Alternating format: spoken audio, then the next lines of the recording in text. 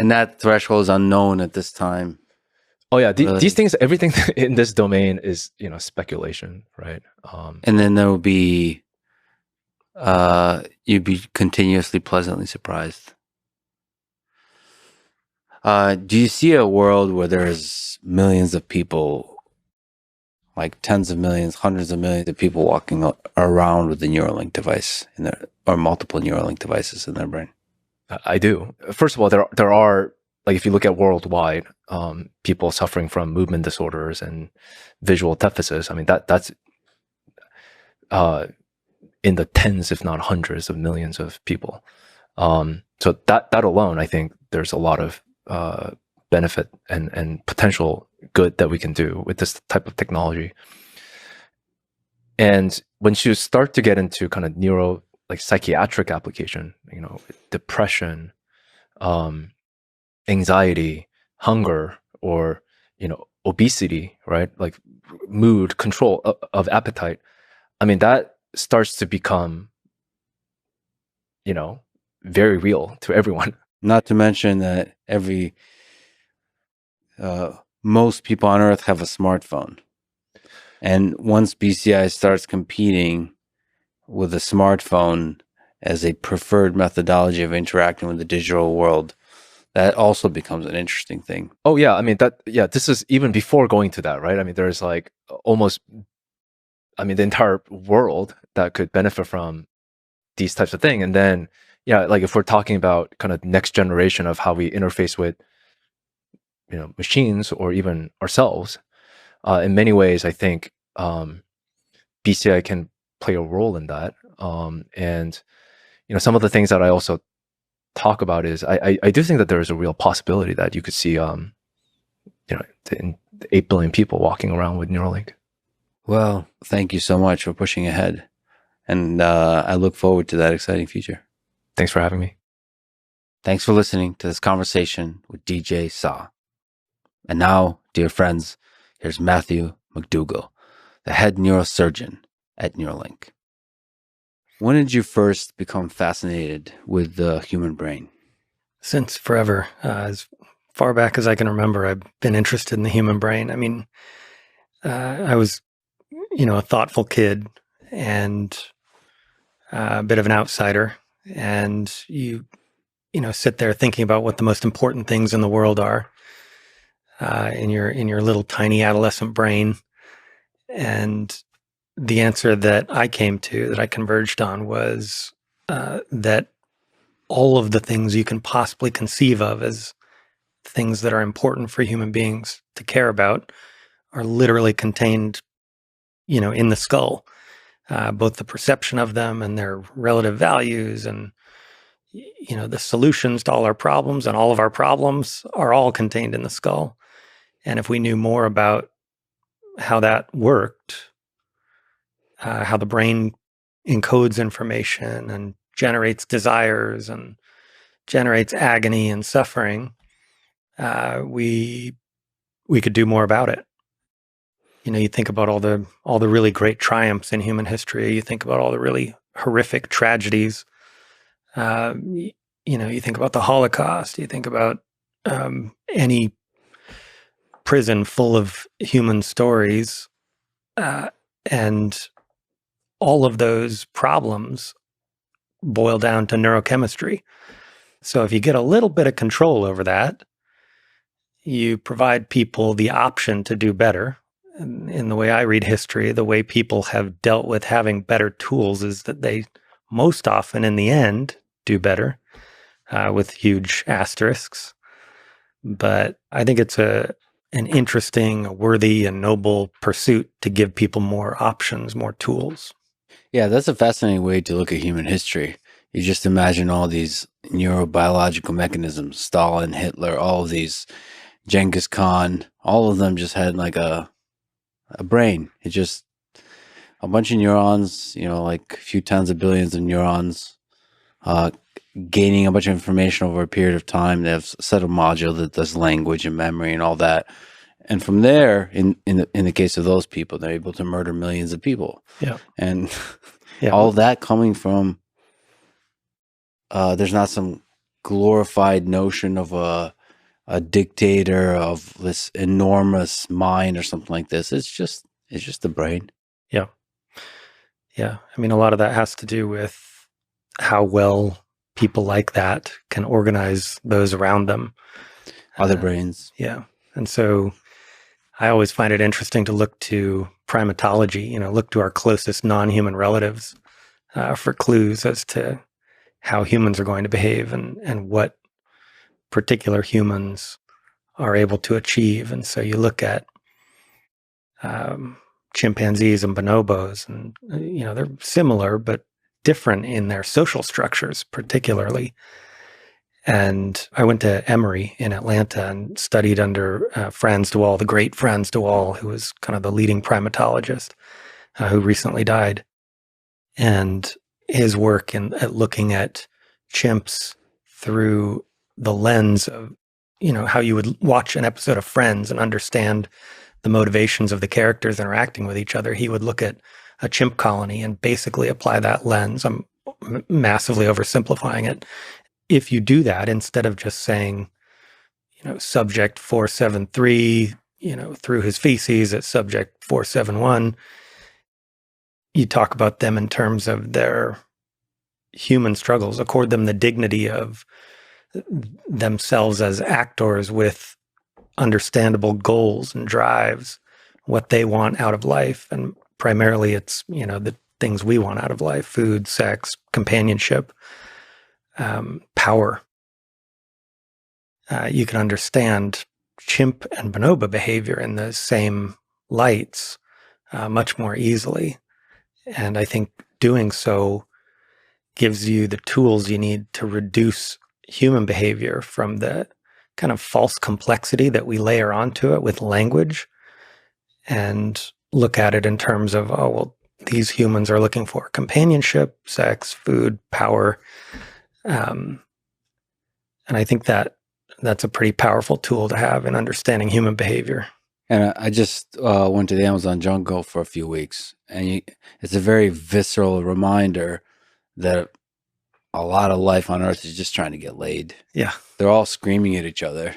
Yeah. Like, I saw a lot of monkeys, and they're just trying to impress each other. Or maybe there's a battle for power, but a lot of the battle for power has to do with them getting laid. Right.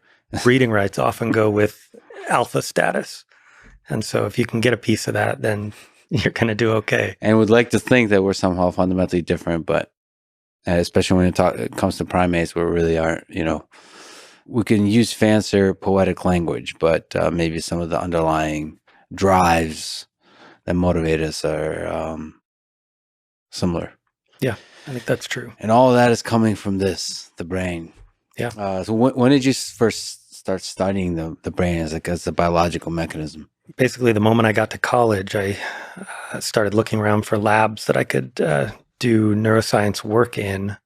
I originally approached that from the angle of looking at interactions between the brain and the immune system, which isn't the most obvious place to start. But I had this idea at the time that the contents of your thoughts would have an impact, a direct impact, maybe a powerful one, on non-conscious systems in your body, the systems we think of as, homeostatic, automatic mechanisms, like fighting off a virus, like repairing a wound.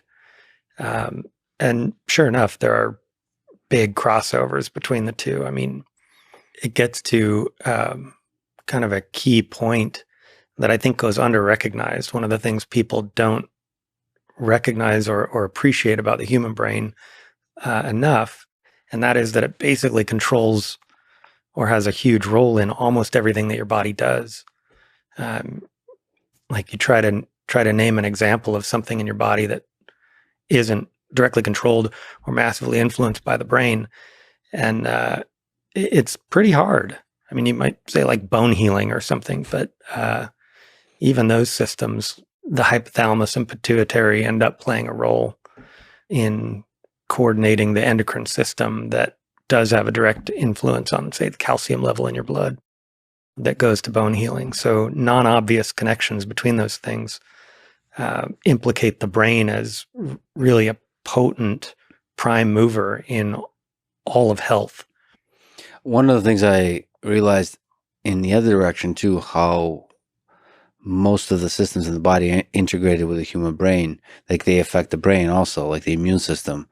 I think there's just, people who study Alzheimer's and those kinds of things. It's just surprising how much you can understand of that from the immune system, from the other systems that don't obviously seem to have anything to do with sort of the nervous system. They all play together. Yeah, you could understand how that would be driven by evolution too, just in some simple examples. If you get sick, if you get a communicable disease, you get the flu,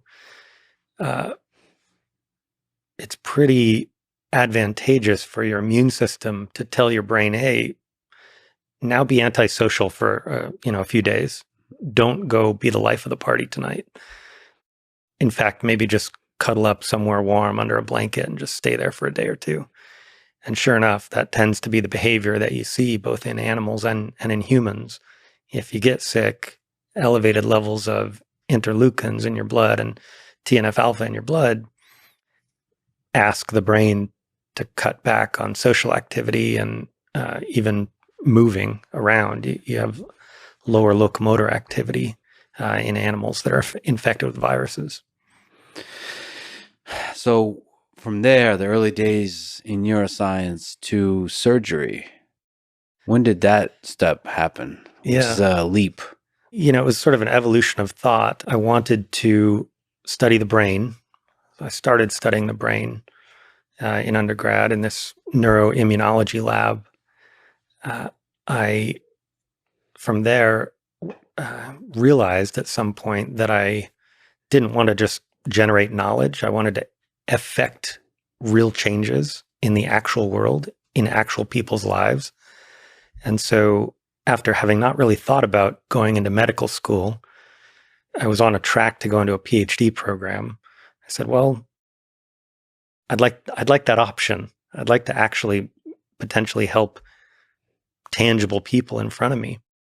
And doing a little digging, found that there exists these MD, PhD programs where you can choose not to choose between them and do both. And so I went to USC for medical school and had a joint PhD program with Caltech, where I met, actually chose that program particularly because of a researcher at Caltech named Richard Anderson, who's one of the godfathers of primate neuroscience. It has a macaque lab where Utah rays and other electrodes were being inserted into the brains of monkeys to try to understand how intentions were being encoded in the brain. So, I ended up there with the idea that maybe I would be a neurologist and study the brain on the side, and then discovered that neurology, again, I'm going to make enemies by saying this, but Yeah. neurology predominantly and distressingly to me is the practice of diagnosing a thing and then saying good luck with that when there's not much we can do. And neurosurgery, very differently, it's a powerful lever on taking people that are headed in a bad direction and changing their course, in the sense of brain tumors that are potentially treatable or curable with surgery. Even aneurysms in the brain, blood vessels that are going to rupture, you can save lives, really, is at the end of the day what mattered to me. And so I was at USC, as I mentioned. That happens to be one of the great neurosurgery programs. And so I met these truly epic neurosurgeons, Alex Kalesi and Micah Puzzo and Steve Giannotta and Marty Weiss, these sort of epic people that were just human beings in front of me. And so it kind of changed my thinking from neurosurgeons are distant gods that live on another planet and occasionally come and visit us, to these are humans that have problems and are people, and there's nothing fundamentally preventing me from being one of them. And so at the last minute in medical school, I changed gears from going into a different specialty and switched into neurosurgery, which cost me a year. I had to do another year of research because I was so far along in the process that to switch into neurosurgery, the deadlines had already passed. So it was a decision that cost time, but absolutely worth it. What was the hardest part of the training on the neurosurgeon track? Yeah, two things. I think that, residency in neurosurgery is sort of a competition of pain, of like how much pain can you eat and smile. Yeah. And so there's work hour restrictions that are not really, they're viewed at, I think, internally among the residents as weakness. And so most neurosurgery residents try to work as hard as they can. And that, I think, necessarily means working long hours and sometimes over the work hour limits. And, we care about being compliant with whatever regulations are in front of us. But I think more important than that, people want to give their all in becoming a better neurosurgeon because the stakes are so high. And so it's a real fight to get residents to, say, go home at the end of their shift and not stay and do more surgery. Are you seriously saying like one of the hardest things is literally like forcing them to get sleep and rest and all this kind of stuff? Historically, that was the case. I think And the that's next awesome. generation, I think the next generation is more compliant and more Weaker is self-caring. what you mean. All right, I'm just kidding. I'm just kidding. I didn't say it. Now I'm making enemies.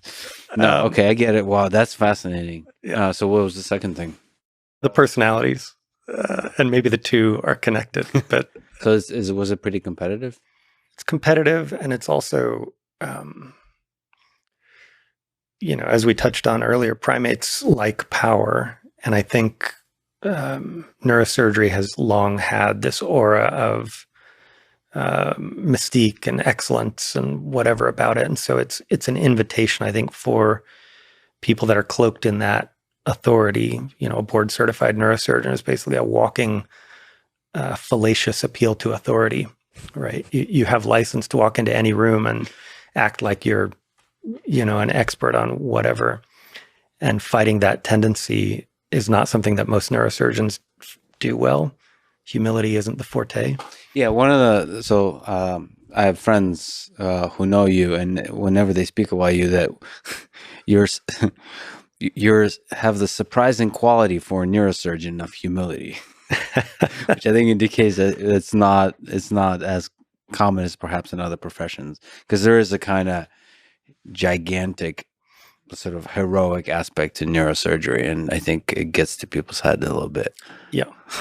Well, I think that that allows me to play well at an Elon company. Yes. Because Elon, one of his strengths, I think, is to just instantly see through fallacy from authority. Yeah. So nobody walks into a room that he's in and says, well, God damn it, you have to trust me. I'm the guy that built the last, 10 rockets or something. And he says, well, you did it wrong and we can do it better. Or I'm the guy that, kept Ford alive for the last 50 years. You listen to me on how to build cars. And he says, no. And so you don't walk into a room that he's in and say, well, I'm a neurosurgeon. Let me tell you how to do it. He's going to say, well, I'm a human being that has a brain. I can think from first principles myself. Thank you very much. And here's how I think it ought to be done. Let's go try it and see who's right. And that's, proven, I think, over and over in his case to be a very powerful approach. If we just take that tangent, there's a fascinating interdisciplinary team at Neuralink that you get to interact with, including Elon. What do you think is the secret to a successful team? What have you learned from just getting to observe these folks? Yeah. World experts in different disciplines work together. Yeah, there's a sweet spot where people disagree and forcefully speak their mind and passionately defend their position, and yet are still able to accept information from others and change their ideas when they're wrong. And so I like the analogy of sort of how you polish rocks. You put hard things in a in a hard container and spin it. People bash against each other, and out comes, a more refined product. And so, to make a good team at Neuralink, we've tried to find, people that are not afraid to defend their ideas passionately, and occasionally strongly disagree with people that they're working with, and have the best idea come out on top. It's not an easy balance. Again, to refer back to the primate brain, it's not something that is inherently built into the primate brain to say, I passionately put all my chips on this position and now I'm just going to walk away from it and admit you were right. Mm-hmm. Part of our brains tell us that is a power loss, that is a loss of face, a loss of standing in the community, and now you're a Zeta chump because your idea got trounced. And you just have to, recognize that little voice in the back of your head is maladaptive and it's not helping the team win. Yeah, you have to have the confidence to be able to walk away from an idea that you hold on to. Yeah. And if you do that often enough, you're actually going to become the best in the world at your thing. I mean, that rapid iteration. Yeah, you'll at least be a member of a winning team. Ride the wave. What did you learn? You mentioned there's a lot of amazing neurosurgeons at USC. What lessons about surgery and life have you learned from those folks? Yeah, I think working your ass off, working hard while functioning as a member of a team, getting a job done that is incredibly difficult. Working incredibly long hours, being up all night, taking care of someone that you think probably won't survive no matter what you do. Working hard to make people that you passionately dislike look good the next morning. These folks were relentless in their pursuit of excellent neurosurgical technique, decade over decade, and I think we're well recognized for that excellence. So it's, especially Marty Weiss, Steve Giannotta, Mike Capuzzo, they made huge contributions not only to surgical technique, but they built training programs that trained dozens or hundreds of amazing neurosurgeons. I was just lucky to kind of be in their wake. What's that like? You mentioned doing a surgery where the person is likely not to survive. Does that wear on you? Yeah.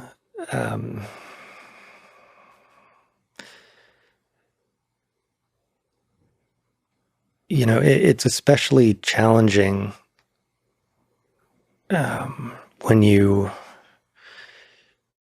with all respect to our elders, it doesn't hit so much when you're taking care of an 80-year-old and something was going to get them pretty soon anyway. And so you lose a patient like that, and it was part of the natural course of what is expected of them in the coming years, regardless.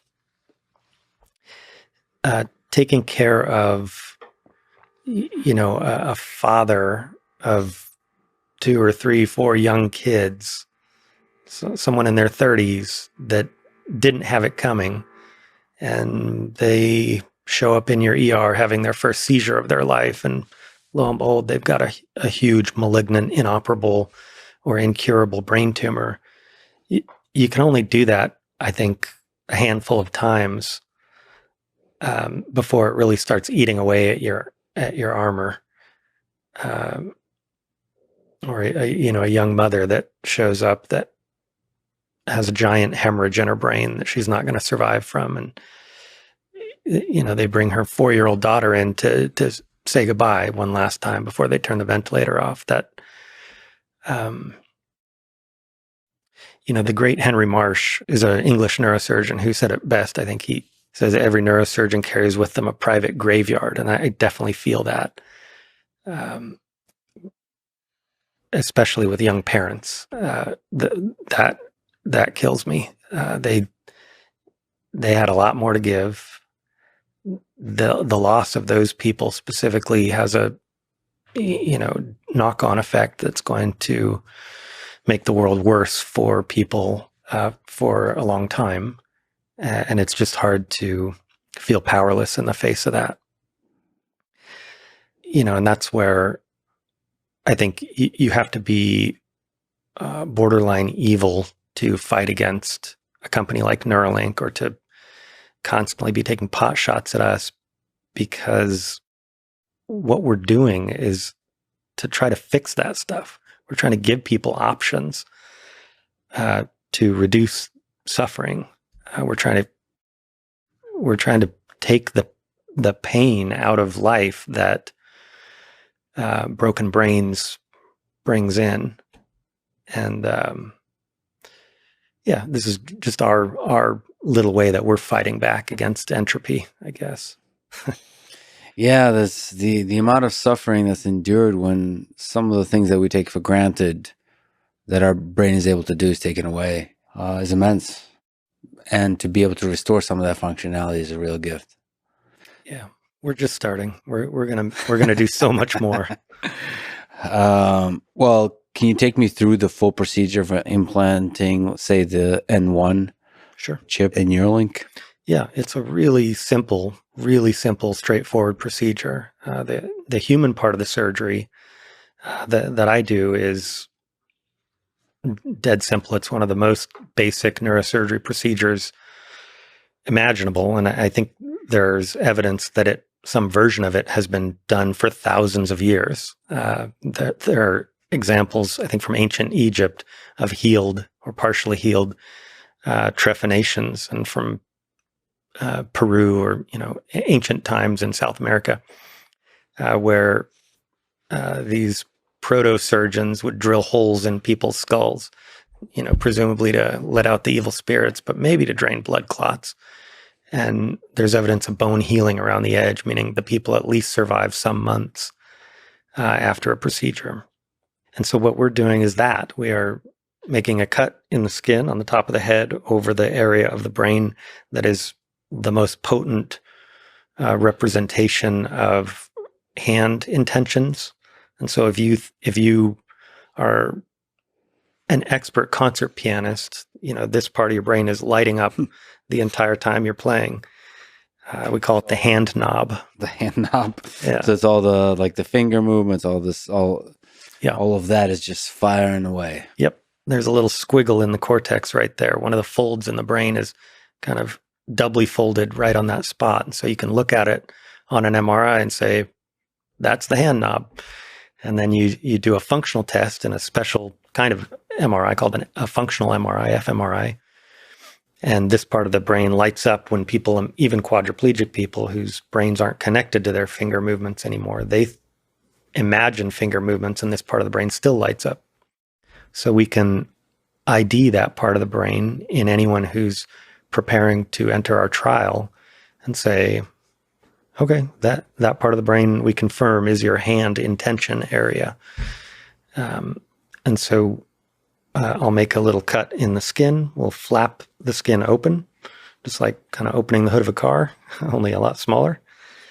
Make a perfectly round 1-inch diameter hole in the skull. Remove that bit of skull.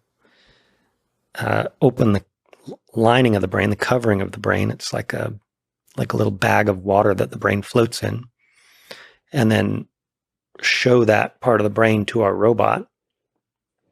And then this is where the robot shines. It can come in and take these tiny, much smaller than human hair electrodes and precisely insert them into the cortex, into the surface of the brain to a very precise depth in a very precise spot that avoids all the blood vessels that are coating the surface of the brain. And after the robot's done with its part, then, the human comes back in and puts the implant into that hole in the skull and covers it up, screwing it down to the skull and sewing the skin back together. So the whole thing is, a few hours long. It's extremely low risk compared to the average neurosurgery. involving the brain that might, say, open up a deep part of the brain or manipulate blood vessels in the brain. This opening on the surface of the brain with only cortical microinsertions carries significantly less risk than a lot of the tumor or aneurysm surgeries that are routinely done. So cortical microinsertions that are via a robot and computer vision are designed to avoid the blood vessels. Exactly. So I know you're a bit biased here, but let's compare human and machine. Sure. So what are human surgeons able to do well, and what are robot surgeons able to do well at this stage of our human civilization development? Yeah, that's a good question. Humans are general purpose machines. We're able to adapt to unusual situations. We're able to change the plan on the fly. I remember well a surgery that I was doing many years ago down in San Diego, where the plan was to open a small hole behind the ear and go reposition a blood vessel that had come to lay on the facial nerve, the trigeminal nerve, the nerve that goes to the face. When that blood vessel lays on the nerve, it can cause just intolerable, horrific shooting pain that people describe like being zapped with a cattle prod. And so the beautiful, elegant surgery is to go move this blood vessel off the nerve. The surgery team, we went in there and started moving this blood vessel, and then found that there was a giant aneurysm on that blood vessel that was not easily visible on the pre-op scans. And so the plan had to dynamically change, and that the human surgeons had no problem with that. We're trained for all those things. Robots wouldn't do so well in that situation, at least in their current incarnation. Fully robotic surgery, like the electrode insertion portion of the Neuralink surgery, it goes according to a set plan. And so the humans can interrupt the flow and change the plan, but the robot can't really change the plan midway through. It operates according to how it was programmed and how it was asked to run. It does its job very precisely, but not with a wide degree of latitude in how to react to changing conditions. So there could be just a very large number of ways that you could be surprised as a surgeon. When you enter a situation, there could be subtle things that you have to dynamically adjust to. Correct. And robots are not good at that. Currently. I think we are at the dawn of a new era with AI of the parameters for robot responsiveness to be dramatically broadened. Right? I mean, you can't look at a self-driving car and say that it's operating under very narrow parameters. If a chicken runs across the road, it wasn't necessarily programmed to deal with that specifically, but a Waymo or a self-driving Tesla would have no problem reacting to that appropriately. And so surgical robots aren't there yet, but give it time. And then there could be a lot of sort of semi-autonomous possibilities of maybe a robotic surgeon could say this situation is perfectly familiar or the situation is not familiar. And in the not familiar case, a human could take over. But basically be very conservative in saying, okay, this for sure has no issues, no surprises, and then let the humans deal with the surprises, with the edge cases, all that. Yeah. That's one possibility. So, you think eventually, you'll be out of the job. Well, you being neurosurgeon, your job being neurosurgeon. Humans, there will not be many neurosurgeons left on this earth. I'm not worried about my job in the course of my professional life. I think I would tell my kids not necessarily to go in this line of work, depending on how things look in 20 years. It's so fascinating because if I have a line of work, I would say it's programming. And if you ask me for the last, 20 years, what I would recommend for people, I would tell them, go, there's just, you will always have a job if you're a programmer because there's more and more computers and all this kind of stuff. And it pays well, But then you realize these large language models come along and they're really damn good at generating code. Yeah. So it's overnight you could be surprised, like, wow, like what is the contribution of the human really? But then you start to think, okay, it does seem that humans have ability, like you said, to deal with novel situations. And in the case of programming, it's the ability to kind of come up with novel ideas to solve problems. It seems like machines aren't quite yet able to do that. And when the stakes are very high, when it's life critical, as it is in surgery, especially neurosurgery, then it starts the stakes are very high for a robot to actually replace a human. But it's fascinating that in this case of Neuralink, there's a human robot collaboration. Yeah. I do the parts it can't do, and it does the parts I can't do. And we are friends. I saw that there's a lot of practice going on. So, I mean, everything in Neuralink is tested extremely rigorously. But one of the things I saw that there's a proxy on which the surgeries are performed. Yeah. So this is both for the robot and for the human, for everybody involved in the entire pipeline. Yep. What's that like, practicing the surgery? It's pretty intense. So there's no analog to this in human surgery. Human surgery is sort of this artisanal craft that's handed down directly from master to pupil over the generations. Yes. I mean, literally the way you learn to be a surgeon on humans is by doing surgery on humans.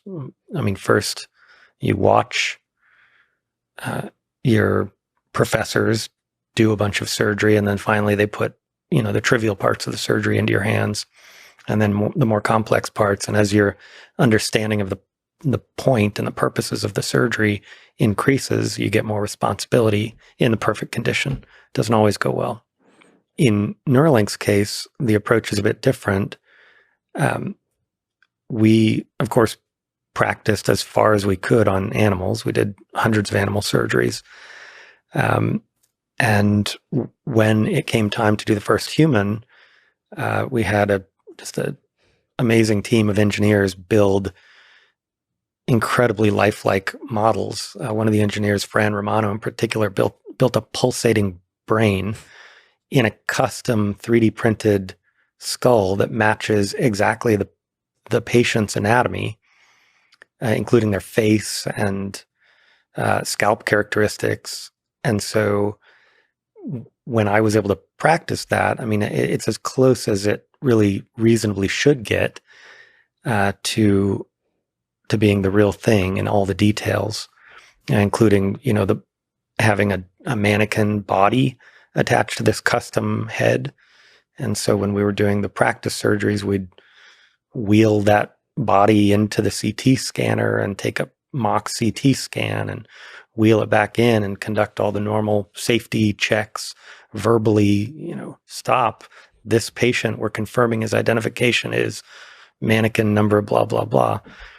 And then opening the brain in exactly the right spot using standard operative neuronavigation equipment, standard surgical drills in the same OR that we do all of our practice surgeries in at Neuralink, and having the skull open and have the brain pulse, which adds a degree of difficulty for the robot to, perfectly, precisely plan and insert those electrodes to the right depth and location. And so, we kind of broke new ground on how extensively we practiced for this surgery.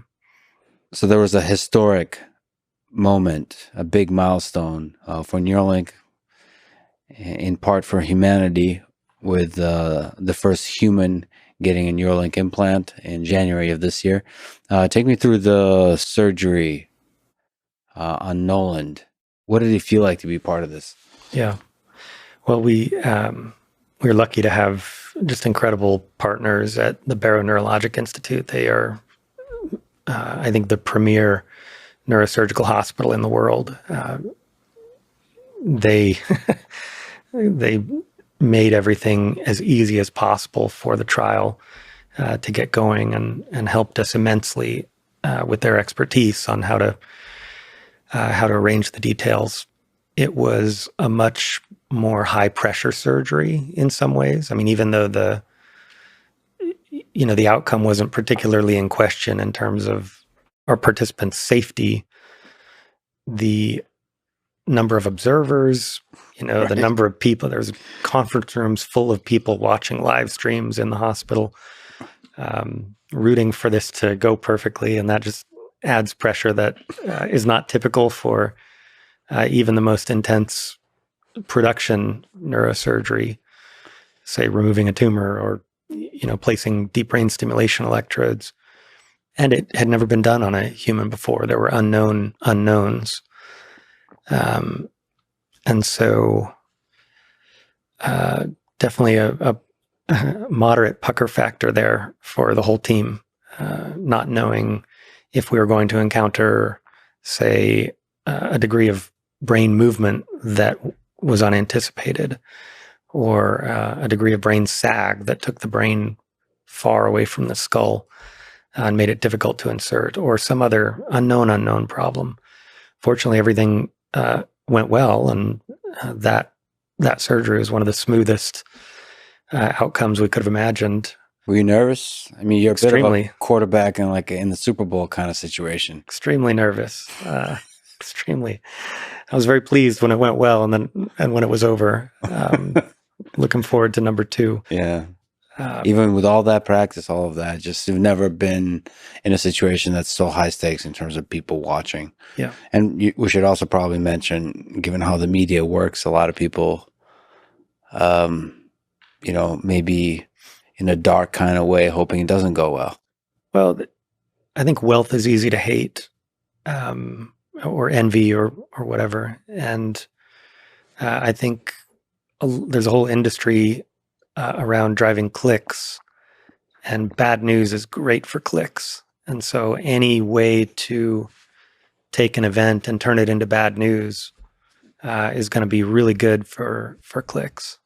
It just sucks because I think it puts pressure on people. It discourages people from trying to solve really hard problems, because to solve hard problems, you have to go into the unknown. You have to do things that haven't been done before, and you have to take risks. Yeah. Calculated risks. You have to do all kind of safety precautions, but risks nevertheless. And I just wish there would be more celebration of that, of the risk taking, versus people just waiting on the sidelines, like waiting for failure. Yeah. And then pointing out the failure. Yeah, it sucks, but in this case, it's really great that everything went just flawlessly. But it's unnecessary pressure, I would say. Now that there's a human with literal skin in the game, there's a participant whose well-being rides on this doing well. You have to be a pretty bad person to be rooting for that to go wrong. Yeah. And so, hopefully people look in the mirror and realize that at some point. So did you get to actually front row seat, watch the robot work? What, you get to see the whole thing? Yeah. I mean, because an MD needs to be in charge of all of the medical decision-making throughout the process, I unscrubbed from the surgery after exposing the brain and presenting it to the robot, and placed the targets on the robot software interface that tells the robot where it's going to insert each thread. That was done with my hand on the mouse, for whatever that's worth. So you were the one placing the targets? Yeah. Oh, cool. So the robot with the computer vision provides a bunch of candidates, and you kind of finalize the decision. Right. The software engineers are amazing on this team, and so they actually provided an interface where you can essentially use a lasso tool and select a prime area of brain real estate, and it will automatically avoid the blood vessels in that region and automatically place a bunch of targets. So that allows the human robot operator to select really good areas of brain and make dense applications of targets in those regions, the regions we think are going to have the most high fidelity representations of finger movements and arm movement intentions. I've seen images of this, and for me with OCD, it's for some reason a really pleasant I think there's a subreddit called Oddly Satisfying. Yeah. Love that subreddit. It's oddly satisfying to see the different target sites avoiding the blood vessels, and also maximizing like the usefulness of those locations for the signal. It just feels good. It's like, As, nice. as a person who has a visceral reaction to the brain bleeding, I can tell you yes, especially it's extremely satisfying watching the electrodes themselves go into the brain and not cause bleeding. Yeah.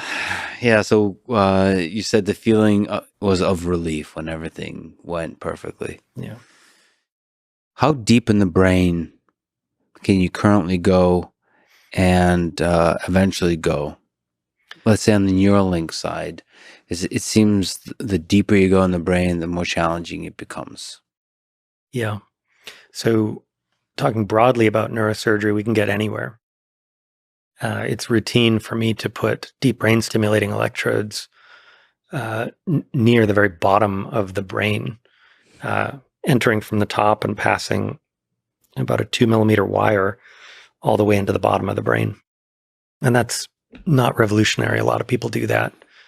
And we can do that with very high precision. I use a robot from Globus to do that surgery, several times a month. It's pretty routine. What are your eyes in that situation? What are you seeing? What kind of technology can you use to visualize where you are to light your way? Yeah, so it's a cool process on the software side. You take a preoperative MRI that's extremely high resolution data of the entire brain. You put the patient to sleep, put their head in a frame that holds the skull very rigidly, and then you take a CT scan of their head while they're asleep with that frame on, and then merge the MRI and the CT in software. You have a plan based on the MRI where you can see these nuclei deep in the brain. You can't see them on CT, but if you trust the merging of the two images, then you indirectly know on the CT where that is, and therefore indirectly know where, in reference to the titanium frame screwed to their head, those targets are.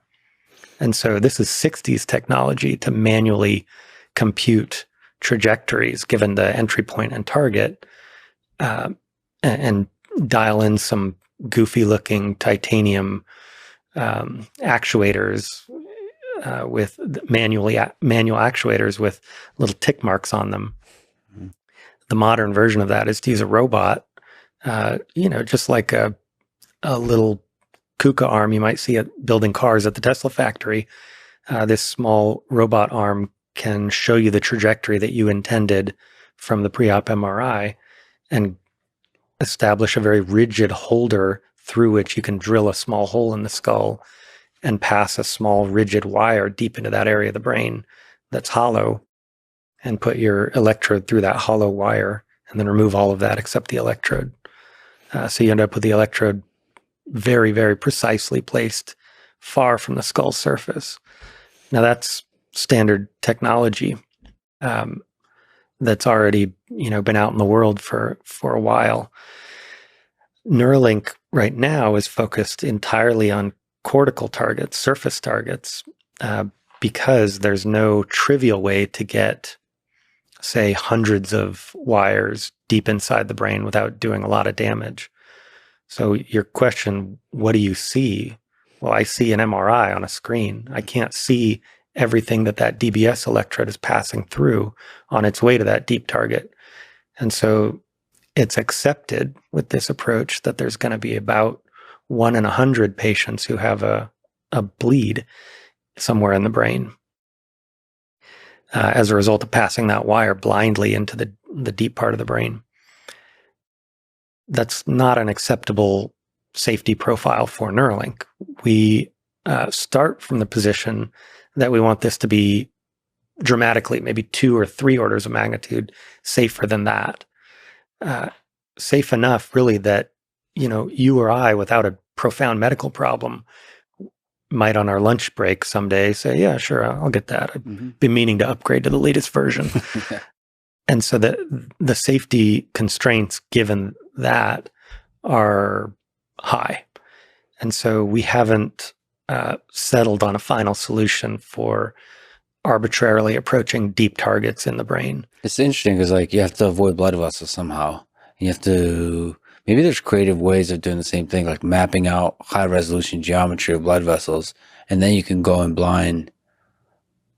But like, how do you map out that in a way that's like super stable? There's a lot of interesting challenges there, right? Yeah. But there's a lot to do on the surface. Luckily. Exactly. So we've got vision on the surface. We actually have made a huge amount of progress sewing electrodes into the spinal cord as a potential workaround for a spinal cord injury that would allow a brain-mounted implant to translate motor intentions to a spine-mounted implant that can affect muscle contractions in previously paralyzed arms and legs. That's mind-blowing. That's just incredible. So like the effort there is to try to bridge the brain to the spinal cord to the peripheral nervous system. So how hard is that to do? We have that working in very crude forms in animals. That's amazing. Yeah, we've done so similar to like with Nolan, where he's able to digitally move the cursor. Here you're doing the same kind of communication, but with the actual effectors that you have. Yeah. That's fascinating. Yeah. So we have anesthetized animals doing grasp and moving their legs in a sort of walking pattern. Again, early days, but the future is bright for this kind of thing, and people with paralysis should look forward to that bright future. They're going to have options. Yeah, and there's a lot of sort of intermediate or extra options where you take like an Optimus robot, like the arm, and to be able to control the arm. Yeah. The fingers, the hands of the arm. Sure. As a prosthetic. For Exoskeletons are getting better too. Exoskeletons. Yeah, so that goes hand in hand. Although I didn't quite understand until thinking about it deeply and doing more research about Neuralink, how much you can do on the digital side. So there's digital telepathy. Yeah. I didn't quite understand that you can really map the intention, as you described in the hand knob area, that you can map the intention. Just imagine it, think about it. That intention can be mapped to actual action in the digital world. Right. And now more and more, so much can be done in the digital world that it can reconnect you to the outside world. It can allow you to have freedom, have independence if you're a quadriplegic. Yeah. That's really powerful. Like you can go really far with that. Yeah. Our first participant he's incredible. He's breaking world records left and right. And he's having fun with it. It's great. Yeah. Just going back to the surgery, your whole journey, you mentioned to me offline you have surgery on Monday. So you're doing surgery all the time. Yeah. Maybe the ridiculous question, what does it take to get good at surgery? Practice, repetitions. Same with anything else. There's a million ways of people saying the same thing and selling books saying it, but do you call it 10,000 hours? Do you call it, spend some chunk of your life, some percentage of your life focusing on this, obsessing about getting better at it? Repetitions, humility, recognizing that you aren't perfect at any stage along the way, recognizing you've got improvements to make in your technique, being open to feedback and coaching from people with a different perspective on how to do it. And then just the constant will to do better. That fortunately, if you're not a sociopath, I think your patients bring that with them to the office visits every day. They, force you to want to do better all the time. Yeah, to step up. I mean, it's a real human being that you can help. Yeah. So every surgery, even if it's the same exact surgery, is there a lot of variability between that surgery and a different person? Yeah, a fair bit. I mean, a good example for us is the angle of the skull relative to the normal plane of the body axis of the skull over hand knob is pretty wide variation. I mean, some people have really flat skulls and some people have really steeply angled skulls over that area. And that has, consequences for how their head can be fixed in sort of the frame that we use, and how the robot has to approach the skull. And yeah, people's bodies are built as differently as, the people you see walking down the street. As much variability in body shape and size as you see there, we see in brain anatomy and skull anatomy. There are some people who we've had to kind of exclude from our trial for having skulls that are too thick or too thin, or scalp that's too thick or too thin. I think, we have like the middle 97% or so of people, but you can't account for all human anatomy variability. How much like mushiness and mess is there? Because I, taking biology classes, the diagrams are always really clean and crisp. Neuroscience, the pictures of neurons are always really nice and very. But whenever I look at pictures of like real brains, they're all, I don't know what is going on. Yeah. So how much are biological systems in reality? Like, how hard is it to figure out what's going on? Not too bad. Once you really get used to this, that's where experience and skill and education really come into play. Is if you stare at 1,000 brains, it becomes easier to kind of mentally peel back the, say, for instance, blood vessels that are obscuring the sulci and gyri, kind of the wrinkle pattern of the surface of the brain. Occasionally, when you're first starting to do this and you open the skull, it doesn't match what you thought you were going to see based on the MRI. And with more experience, you learn to kind of peel back that layer of blood vessels and see the underlying pattern of wrinkles in the brain, and use that as a landmark for where you are. The wrinkles are a landmark? So like... Yeah. So I was describing hand knob earlier. That's a pattern of the wrinkles in the brain. It's sort of this sort of Greek letter omega shaped area of the brain. So you could recognize the hand knob area? Like if I show you 1,000 brains and give you like 1 minute with each, you'd be like, yep, that's that. Sure. And so there is some uniqueness to that area of the brain, like in terms of the geometry, the topology of the thing. Yeah. Where is it about in the... It's so you have this strip of brain running down the top called the primary motor area. And I'm sure you've seen this picture of the homunculus laid over the surface of the brain, the weird little guy with huge lips and giant hands. That guy sort of lays with his legs up at the top of the brain, and face, arm areas farther down, and then some kind of mouth, lip, tongue areas farther down. And so the hand is right in there, and then the areas that control speech, at least on the left side of the brain, in most people are just below that. And so any muscle that you voluntarily move in your body, the vast majority of that references that strip, or those intentions come from that strip of brain, and the wrinkle for hand knob is right in the middle of that. And vision is back here. Yep. Also close to the surface.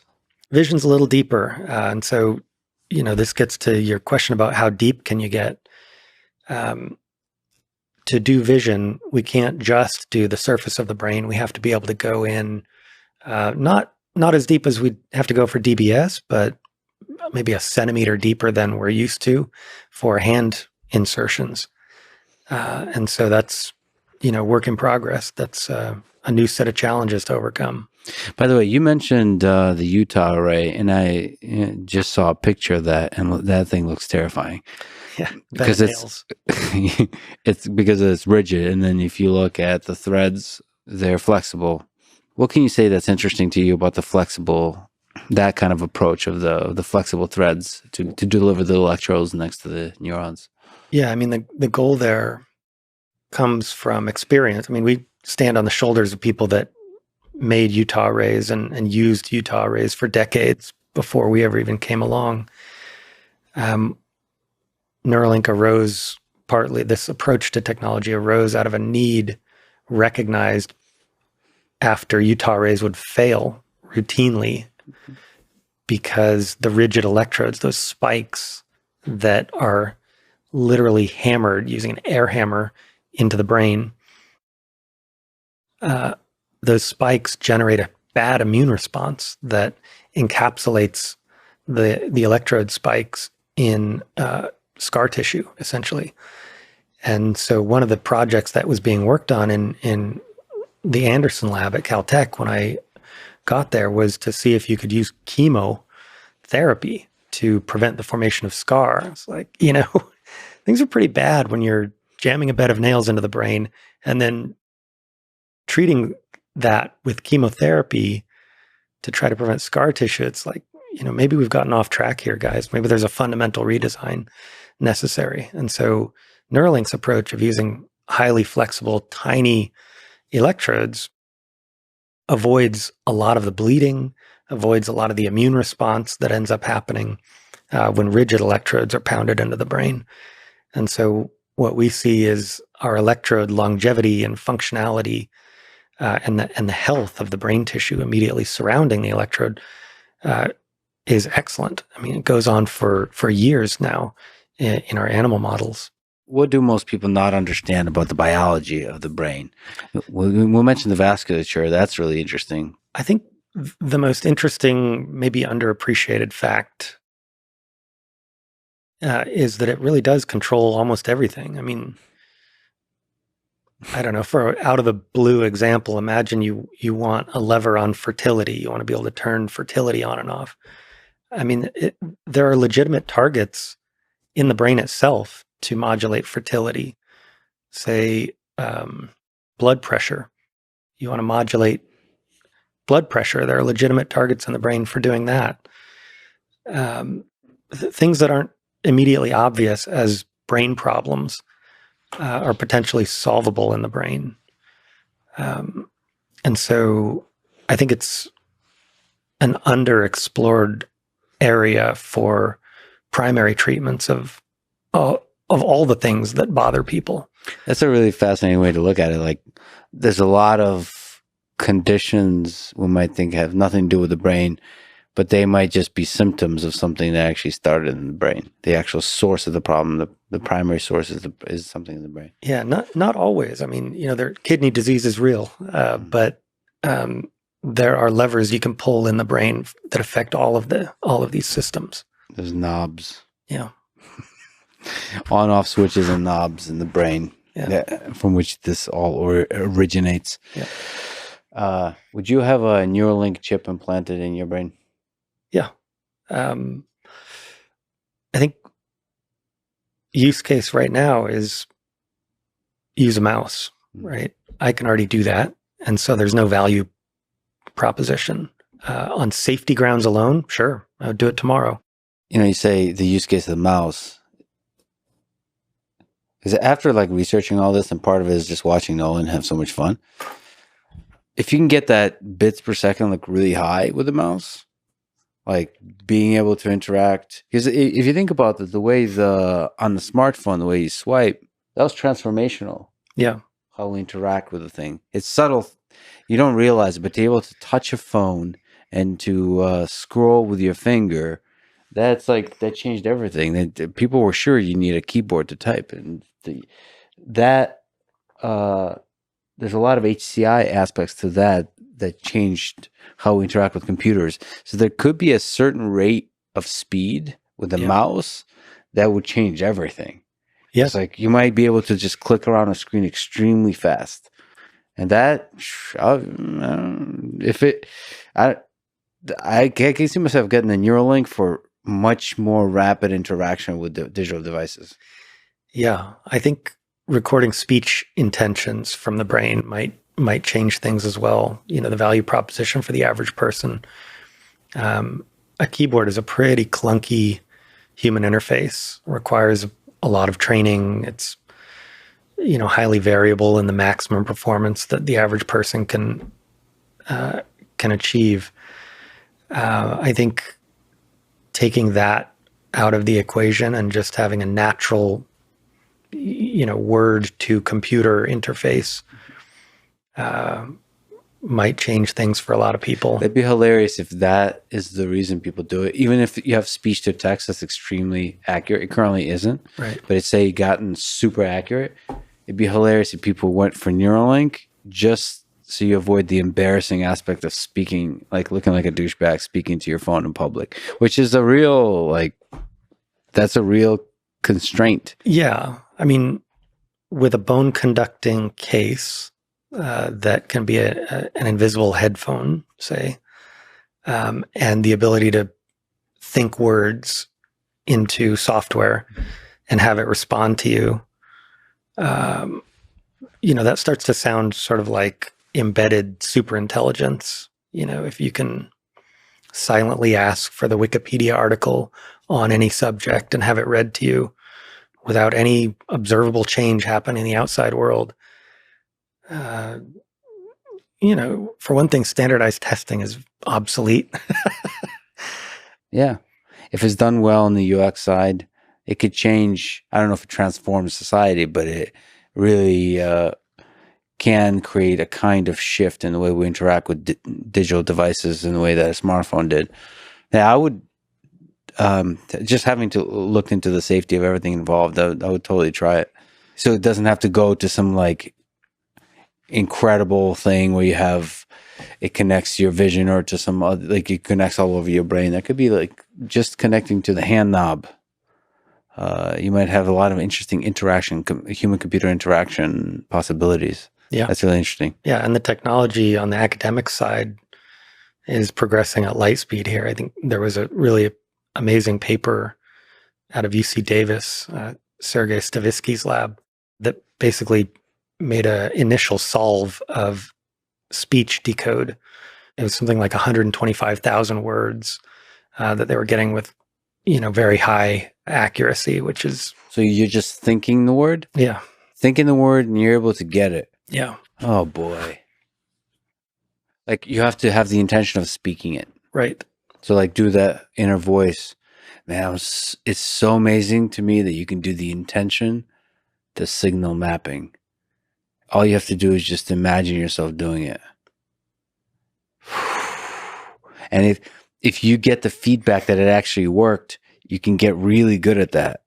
Like your brain will first of all adjust, and you develop it like any other skill. Yeah. Like touch typing, you develop in that same kind of way. That is to me, it's just really fascinating. Yeah. To be able to even to play with that. Honestly, like I would get a Neuralink just to be able to play with that. Just to play with the capacity, the capability of my mind to learn this skill. It's like learning the skill of typing or learning the skill of moving a mouse. It's another skill of moving the mouse, not with my physical body, but with my mind. I can't wait to see what people do with it. I feel like we're cavemen right now. We're like banging rocks with a stick and thinking that we're making music.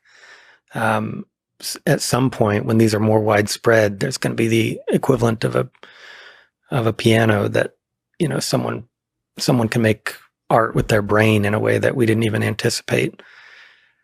I'm looking forward to it. Give it to like a teenager. Like anytime I think I'm good at something, I'll always go to like, I don't know, even with the bits per second of playing a video game, you realize you give it to a teenager, you give a Neuralink to a teenager, just a large number of them, the kind of stuff they get good at stuff. They're gonna get like hundreds of bits per second. Yeah. Even just with the current technology. Probably. Just because it's also addicting how the number go up aspect of it, of like improving and training, because it's almost like a skill. And plus there's the software on the other end that adapts to you. And especially if the adapting procedure, the algorithm becomes better and better and better, you like learning together. Yeah, we're scratching the surface on that right now. There's so much more to do. So on the complete other side of it, you have an RFID chip implanted in you. Yeah. So I hear.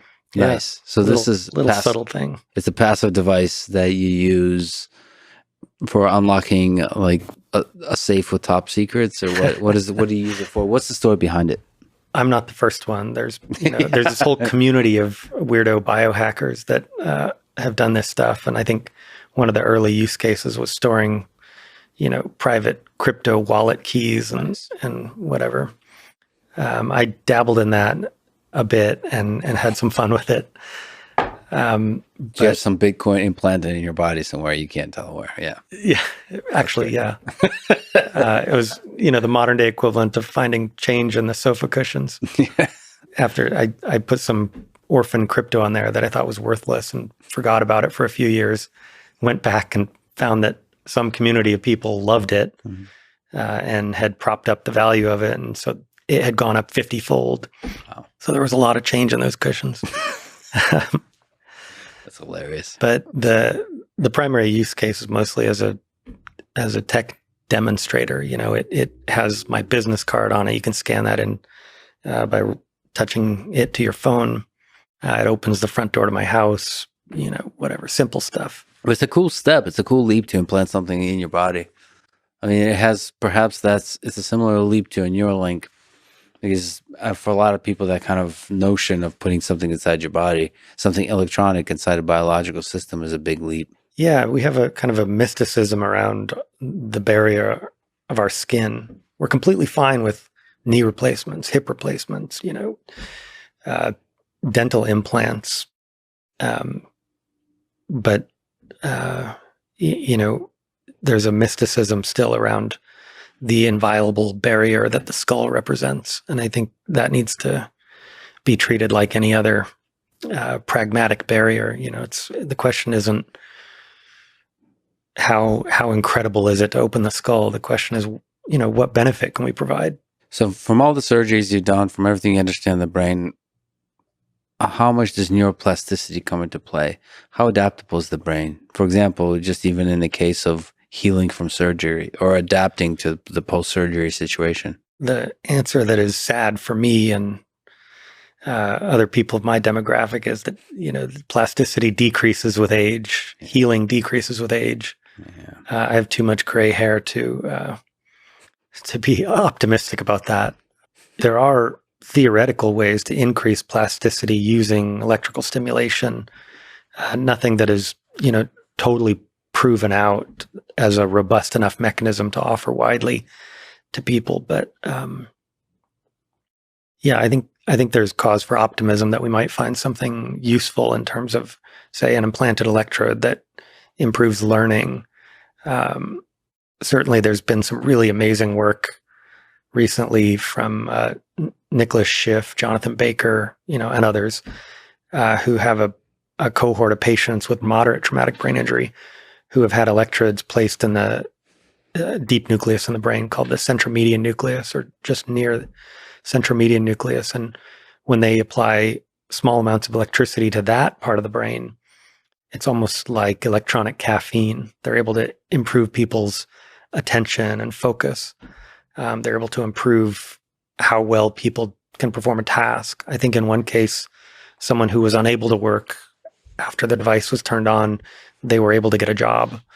And that's sort of, one of the holy grails for me with Neuralink and other technologies like this is, from a purely utilitarian standpoint, can we make people able to take care of themselves and their families economically again? Can we make it so someone who's fully dependent and even maybe requires a lot of caregiver resources, can we put them in a position to be fully independent, taking care of themselves, giving back to their communities?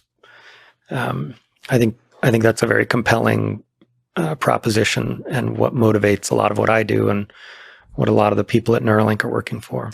It's just a cool possibility that if you put a Neuralink in there, that the brain adapts, like the other part of the brain adapts too.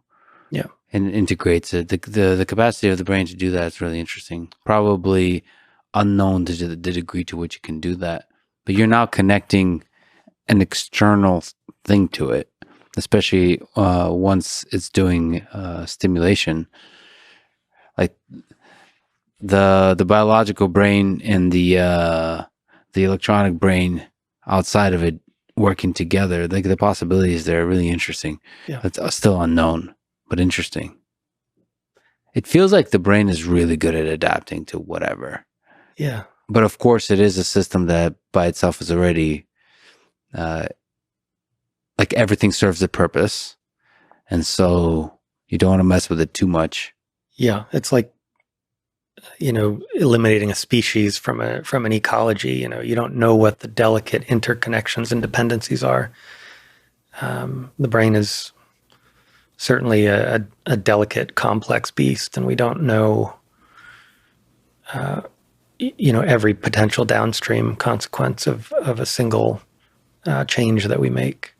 Do you see yourself doing, so you mentioned P1 surgeries of P2, P3, P4, P5, just more and more and more humans? I think, it's a certain kind of brittleness or a failure on the company's side if we need me to do all the surgeries. I think something that I would very much like to work towards is a process that is so simple and so robust on the surgery side that literally anyone could do it. We want to get away from requiring intense expertise or intense experience to have this successfully done and make it as simple and translatable as possible. I mean, I would love it if every neurosurgeon on the planet had no problem doing this. I think we're probably far from a regulatory environment that would allow people that aren't neurosurgeons to do this, but not impossible. All right, I'll sign up for that. Did you ever anthropomorphize the robot R1? Like, do you give it a name? Do you see it as like a friend that's like working together with you? I mean, to a certain degree, or an enemy who's going to take the job? To a certain degree, it's a complex relationship. All the good relationships are. It's funny when in the middle of the surgery, there's a part of it where I stand basically shoulder to shoulder with the robot. And so, if you're in the room reading the body language, it's my brother in arms there. We're working together on the same problem. Yeah, I'm not threatened by it. Keep telling yourself that. Yeah. How have all the surgeries that you've done over the years, the people you've helped, and the stakes, the high stakes that you've mentioned, how has that changed your understanding of life and death? Yeah. It gives you a very visceral sense, and this may sound trite, but it gives you a very visceral sense that death is inevitable. On one hand, you are, as a neurosurgeon, you're deeply involved in these like just hard to fathom tragedies. Young parents dying, leaving, a 4-year-old behind, say. And on the other hand, it takes the sting out of it a bit because you see how just mind-numbingly universal death is. There's zero chance that I'm going to avoid it. I know, techno-optimists right now and longevity buffs right now would disagree on that 0.000% estimate. But I don't see any chance that our generation is going to avoid it. Entropy is a powerful force, and we are very ornate, delicate, brittle DNA machines that aren't up to the cosmic ray bombardment that we're subjected to. So, on the one hand, every human that has ever lived died or will die. On the other hand, it's just one of the hardest things to imagine inflicting on anyone that you love is having them gone. I mean, I'm sure you've had friends that aren't living anymore, and it's hard to even think about them. And so I wish I had, arrived at the point of nirvana where, death doesn't have a sting. I'm not worried about it, but I can at least say that I'm comfortable with the certainty of it. If not having found out how to take the tragedy out of it when I think about, my kids, either not having me or me not having them, or my wife. maybe I've come to accept the intellectual certainty of it, but and maybe the pain that comes with losing the people you love. I don't think I've come to understand the existential aspect of it, like that this is going to end. And I don't mean like in some trite way. I mean like it certainly feels like it's not going to end. Like you live life like it's not going to end. Right. And the fact that this light that's shining, this consciousness is going to no longer be in one moment, maybe today. It's like it fills me when I really am able to load all that in with Ernest Becker's terror. Like it's a real fear. I think people aren't always honest with how terrifying it is. Yeah. I think the more you are able to really think through it, the more terrifying it is. It's not such a simple thing. Oh, well, that's the way life is. And if you really can load that in, it's hard. But I think that's why the Stoics did it, because it like helps you get your shit together and be like this. Well, like the moment, every single moment you're alive is just beautiful. Yeah. And it's terrifying that it's gonna end. And it's like you're like almost like you're shivering in the cold, a child, helpless, this kind of feeling. Yeah. And then it makes you, when you have warmth, when you have the safety, when you have the love, to really appreciate it. I feel like sometimes in your position, when you mentioned armor, just to see death, it might make you not be able to see that, the finiteness of life, because if you kept looking at that, it might break you. So it's good to know that you're kind of still struggling with that. There's the neurosurgeon, and then there's a human. Yeah. And the human is still able to struggle with that and feel the fear of that and the pain of that. Yeah. You know, it definitely makes you ask the question of how many of these can you see and not say, I can't do this anymore. But I mean, you said it well. I think it gives you an opportunity to just appreciate that you're alive today. And, you know, I've got 3 kids and an amazing wife, and I'm really happy. Things are good. I get to help on a project that I think matters. I think it moves us forward. I'm a very lucky person. It's the early steps of a potentially gigantic leap for humanity. It's a really interesting one. And it's cool because like you read about all this stuff in history where it's like the early days.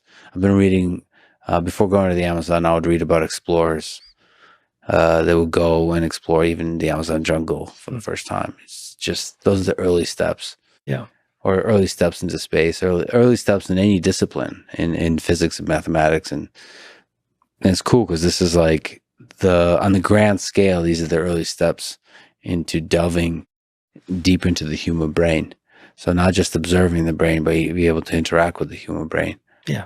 It's going to help a lot of people, but it also might help us understand what the hell's going on in there. Yeah. I think ultimately we want to give people more levers that they can pull, right? Like you want to give people options. If you can give someone a dial that they can turn on how happy they are, I think that makes people really uncomfortable. But now talk about major depressive disorder, talk about people that are committing suicide at an alarming rate in this country, and try to justify that queasiness in that light of you can give people a knob to take away suicidal ideation, suicidal intention. I would give them that knob. I don't know how you justify not doing that. Yeah, you can think about like all the suffering that's going on in the world. Like every single human being that's suffering right now, it's like it'll be a glowing red dot. The more suffering, the more it's glowing, and you just see the map of human suffering. And any technology that allows you to dim that light of suffering on a grand scale is pretty exciting, because there's a lot of people suffering, and most of them suffer quietly. Yeah. And we turn our we look away too often, and we should remember those that are suffering, because once again, most of them are suffering quietly. Well, and on a grander scale, the fabric of society. People have a lot of complaints about how our social fabric is working or not working, how our politics is working or not working. Those things are made of neurochemistry too, in aggregate, right? Like our politics is composed of individuals with human brains, and the way it works or doesn't work is potentially tunable, in the sense that, I don't know, say, remove our addictive behaviors or tune our addictive behaviors for social media, or our addiction to outrage, our addiction to sharing the most angry political tweet we can find. I don't think that leads to a functional society. And if you had options for people to moderate that maladaptive behavior, there could be huge benefits to society. Maybe we could all work together a little more harmoniously toward useful ends. There's a sweet spot, like you mentioned.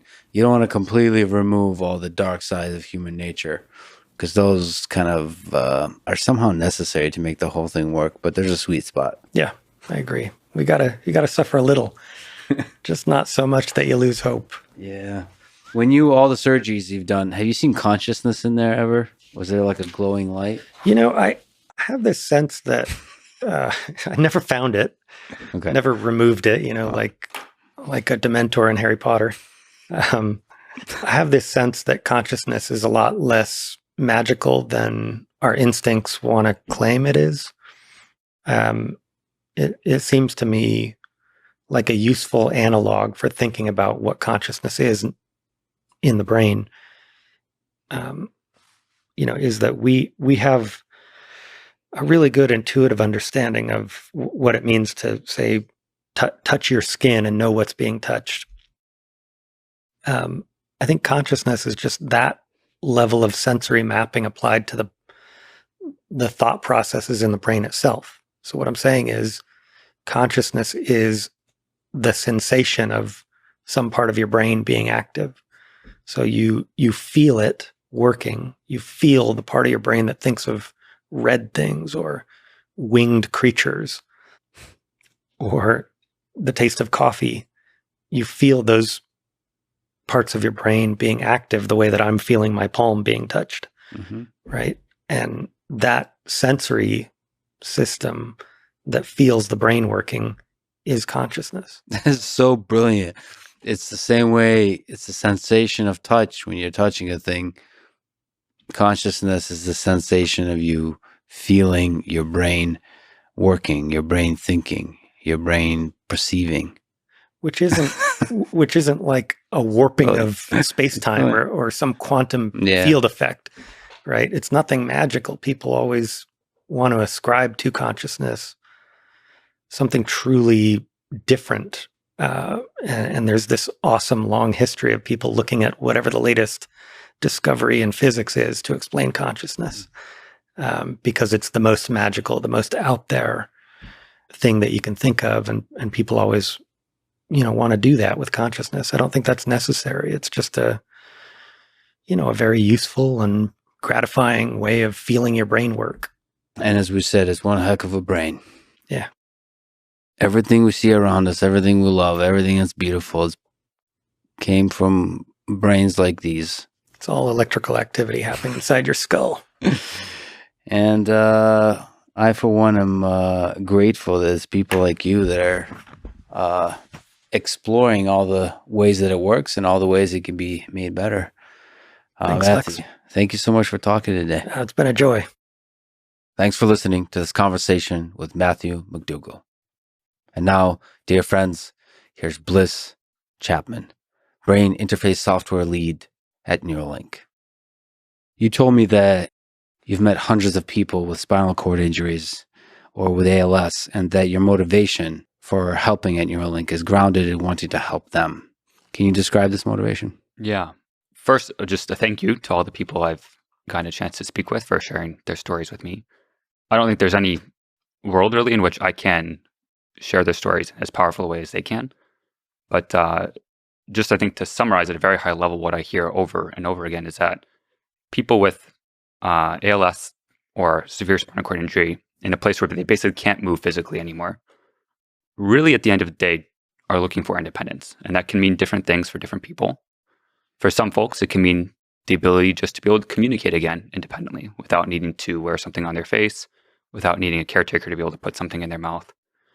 For some folks, it can mean independence to be able to work again, to be able to navigate a computer digitally efficiently enough to be able to get a job, to be able to support themselves, to be able to move out and ultimately be able to support themselves after their family maybe isn't there anymore to take care of them. And for some folks, it's as simple as just being able to respond to their kid in time before they, run away or get interested in something else. And these are deeply personal and sort of very human problems. And what strikes me again and again when talking with these folks is that this is actually an engineering problem. This is a problem that with the right resources, with the right team, we can make a lot of progress on. And at the end of the day, I think that's a deeply inspiring message and something that makes me excited to get up every day. So it's both an engineering problem in terms of a BCI, for example, that can give them capabilities where they can interact with the world. But also on the other side, it's an engineering problem for the rest of the world to make it more accessible for people living with quadriplegia. Yeah. And I think I'll take a broad view sort of lens on this for a second. I think I'm very in favor of anyone working in this problem space. So beyond BCI, I'm happy and excited and willing to support in any way I can folks working on eye tracking systems, working on speech to text systems, working on head trackers or mouse sticks or quad sticks. And I've met many engineers and folks in the community that do exactly those things. And I think for the people we're trying to help, it doesn't matter what the complexity of the solution is as long as the problem is solved. And I want to emphasize that there can be many solutions out there that can help with these problems. And BCI is one of a collection of such solutions. So BCI in particular, I think, offers several advantages here. And I think the folks that recognize this immediately are usually the people who have spinal cord injury or some form of paralysis. Usually you don't have to explain to them why this might be something that could be helpful. It's usually pretty self-evident. But for the rest of us, folks that don't live with severe spinal cord injury or who don't know somebody with ALS, it's not often obvious why you would want a brain implant to be able to connect and navigate a computer. And it's surprisingly nuanced to the degree that I've learned a huge amount just working with Nolan in the first Neuralink clinical trial and understanding from him and his words why this device is impactful for him. And it's a nuanced topic. It can be the case that even if you can achieve the same thing, for example, with a mouse stick when navigating a computer, he doesn't have access to that mouse stick every single minute of the day. He only has access when someone is available to put it in front of him. And so a BCI can really offer a level of independence and autonomy that if it wasn't literally physically part of your body, it would be hard to achieve in any other way. So there's a lot of fascinating aspects to what it takes to get Nolan to be able to control a cursor on the screen with his mind. You texted me something that I just love. You said, I was part of the team that interviewed and selected P1. I was in the operating room during the first human surgery, monitoring live signals coming out of the brain. I work with the user basically every day to develop new UX paradigms, decoding strategies, and I was part of the team that figured out how to recover useful BCI to new world record levels when the signal quality degraded. We'll talk about, I think, every aspect of that, but just zooming out, what was it like to be a part of that, part of that team and part of that historic, I would say, historic first? Yeah, I think for me, this is something I've been excited about for close to 10 years now. And so to be able to be even just some small part of making it a reality is extremely exciting. A couple maybe special moments during that whole process that I'll never really truly forget. One of them is during the actual surgery. At that point in time, I know Nolan quite well. I know his family. And so I think the initial reaction when Nolan is rolled into the operating room is just a, oh shit kind of reaction. But at that point, muscle memory kicks in and you sort of go into, you let your body just do all the talking. And I have the lucky job in that particular procedure to just be in charge of monitoring the implant. So my job is to sit there, to look at the signals coming off the implant, to look at the live brain data streaming off the device as threads are being inserted into the brain, and just to basically observe and make sure that nothing is going, wrong, or that there's no red flags or fault conditions that we need to go and investigate or pause the surgery to debug. And because I had that sort of spectator view of the surgery, I had a slightly removed perspective than I think most folks in the room. I got to sit there and think to myself, wow, that brain is moving a lot. When you look inside the little craniectomy that we stick the threads in, one thing that most people don't realize is the brain moves. The brain moves a lot when you breathe, when your heart beats, and you can see it visibly. So, that's something that I think was a surprise to me and very, very exciting to be able to see someone's brain who you physically know and have talked with at length actually pulsing and moving inside their skull. And they used that brain to talk to you previously, and now it's right there moving. Yep. Actually, I didn't realize that in terms of the thread sending. So the Neuralink implant is active during surgery. So, and one thread at a time, you're able to start seeing the signal. Yeah. So that's part of the way you test that the thing is working. Yeah. So actually, in the operating room, right after we sort of finished all the thread insertions, I started collecting what's called broadband data. So broadband is basically the most raw form of signal you can collect from a Neuralink electrode. It's essentially a measurement of the local field potential, or the voltage essentially measured by that electrode. And we have a certain mode in our application that allows us to visualize where detected spikes are. So it visualizes sort of where in the broadband signal, in its very, very raw form of the data, a neuron is actually spiking. And so one of these moments that I'll never forget as part of this whole clinical trial is seeing live in the operating room, while he's still under anesthesia, beautiful spikes being shown in the application, just streaming live to a device I'm holding in my hand. So this is no signal processing, the raw data, and then the signals processing on top of it. You're seeing the spikes detected. Right. Yeah. And that's a UX too. Yes. That looks beautiful as well.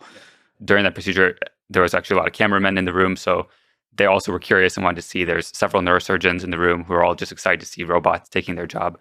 And they're all, crowded around a small little iPhone watching this live brain data stream out of his brain. What was that like, seeing the robot do some of the surgery? So the computer vision aspect where it detects all the spots that avoid the blood vessels, and then obviously with human supervision, then actually doing the really high precision connection of the threads to the brain. Yeah, it's a good question. My answer is going to be pretty lame here, but it was boring. Yeah. I've seen it so many times. Yeah, that's exactly how you want surgery to be. You want it to be boring. Yeah. Because I've seen it so many times. I've seen the robot do this surgery literally hundreds of times. And so it was just one more time. Yeah, all the practice surgeries and the proxies. And this is just another day. Yeah. So what about when Nolan woke up?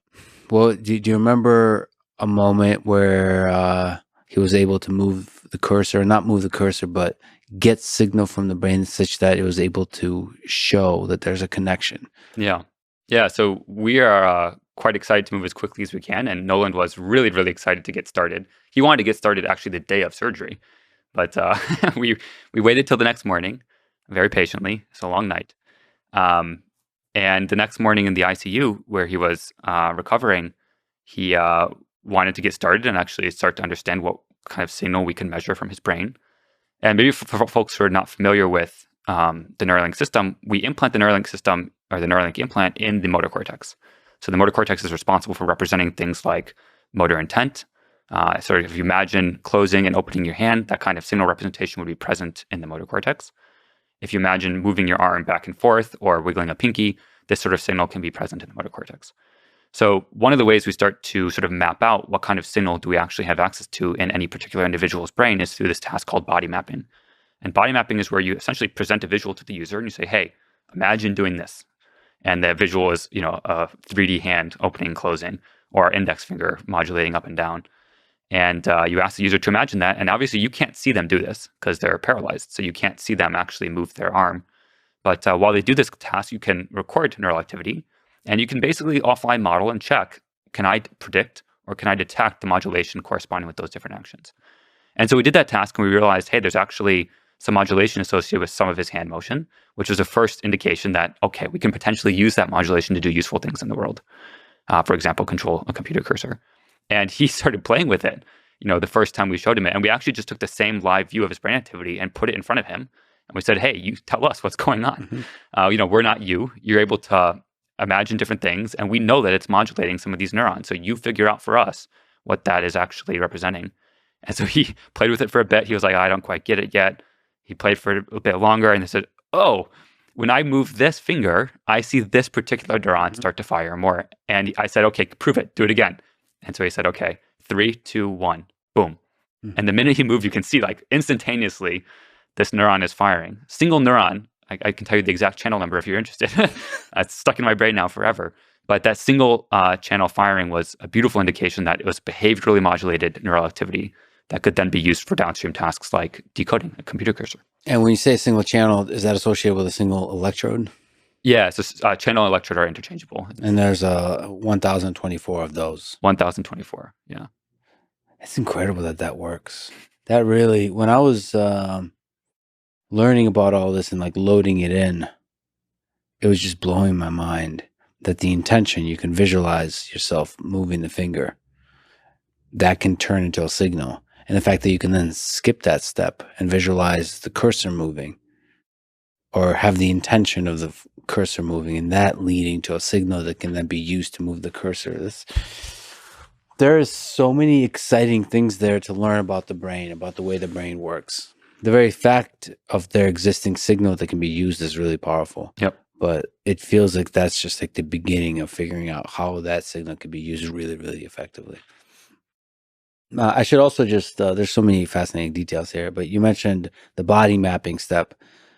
At least in the version I saw that Nolan was showing off, there's like a super nice interface, like a graphical interface. Yeah. Like it just felt like I was like in the future because it like, I guess it visualizes you moving the hand. Yep. And there's a very like a sexy polished interface that hello. Yeah. I don't know if there's a voice component, but it just felt like it's like when you wake up in a really nice video game and this is a tutorial at the beginning of that video game. Yeah. This is what you're supposed to do. It's cool. No, I mean, the future should feel like the future. But it's not easy to pull that off. I mean, it needs to be simple, but not too simple. Yeah, and I think the UX design component here is underrated for BCI development in general. There's a whole interaction effect between the ways in which you visualize an instruction to the user and the kinds of signal you can get back. And that quality of sort of your behavioral alignment to the neural signal is a function of how good you are at expressing to the user what you want them to do. And so, yeah, we spend a lot of time thinking about the UX, of how we build our applications, of how the decoder actually functions, the control surfaces it provides to the user. All these little details matter a lot. So maybe it'd be nice to get into a little bit more detail of what the signal looks like and what the decoding looks like. Yeah. So there's a N1 implant that has, like we mentioned, 1,024 electrodes, and that's collecting raw data, raw signal. What does that signal look like? And what are the different steps along the way before it's transmitted? And what is transmitted? All that kind of stuff. Yeah. This is going to be a fun one. Let's go. Maybe before diving into what we do, it's worth understanding what we're trying to measure because that dictates a lot of the requirements for the system that we build. And what we're trying to measure is really individual neurons producing action potentials. And action potential is, you can think of it like a little electrical impulse that you can detect if you're close enough. And by being close enough, I mean like within, let's say, 100 microns of that cell. And 100 microns is a very, very tiny distance. And so the number of neurons that you're going to pick up with any given electrode is just a small radius around that electrode. Mm-hmm. And the other thing worth understanding about the underlying biology here is that when neurons produce an action potential, the width of that action potential is about 1 millisecond. So from the start of the spike to the end of the spike, that whole width of that sort of characteristic feature of a neuron firing is 1 millisecond wide. And if you want to detect that an individual spike is occurring or not, you need to sample that signal or sample the local field potential nearby that neuron much more frequently than once a millisecond. You need to sample many, many times per millisecond to be able to detect that this is actually the characteristic waveform of a neuron producing an action potential. Mm-hmm. And so we sample across all 1,024 electrodes about 20,000 times a second. 20,000 times a second means for every given 1 millisecond window, we have about 20 samples that tell us what that exact shape of that action potential looks like. Mm-hmm. And once we've sort of sampled at super high rate the underlying electrical field nearby these cells, we can process that signal into just where do we detect a spike or where do we not? Sort of a binary signal, 1 or 0. Do we detect a spike in this 1 millisecond or not? And we do that because the actual information carrying sort of subspace of neural activity is just when are spikes occurring. Mm-hmm. Essentially, everything that we care about for decoding can be captured or represented in the frequency characteristics of spike trains, meaning how often are spikes firing in any given window of time. And so that allows us to do sort of a crazy amount of compression from this very rich, high density, signal to something that's much, much more sparse and compressible that can be sent out over a wireless radio, like a Bluetooth communication, for example. Quick tangents here. You mentioned electrode, neuron. There's a local neighborhood of neurons nearby.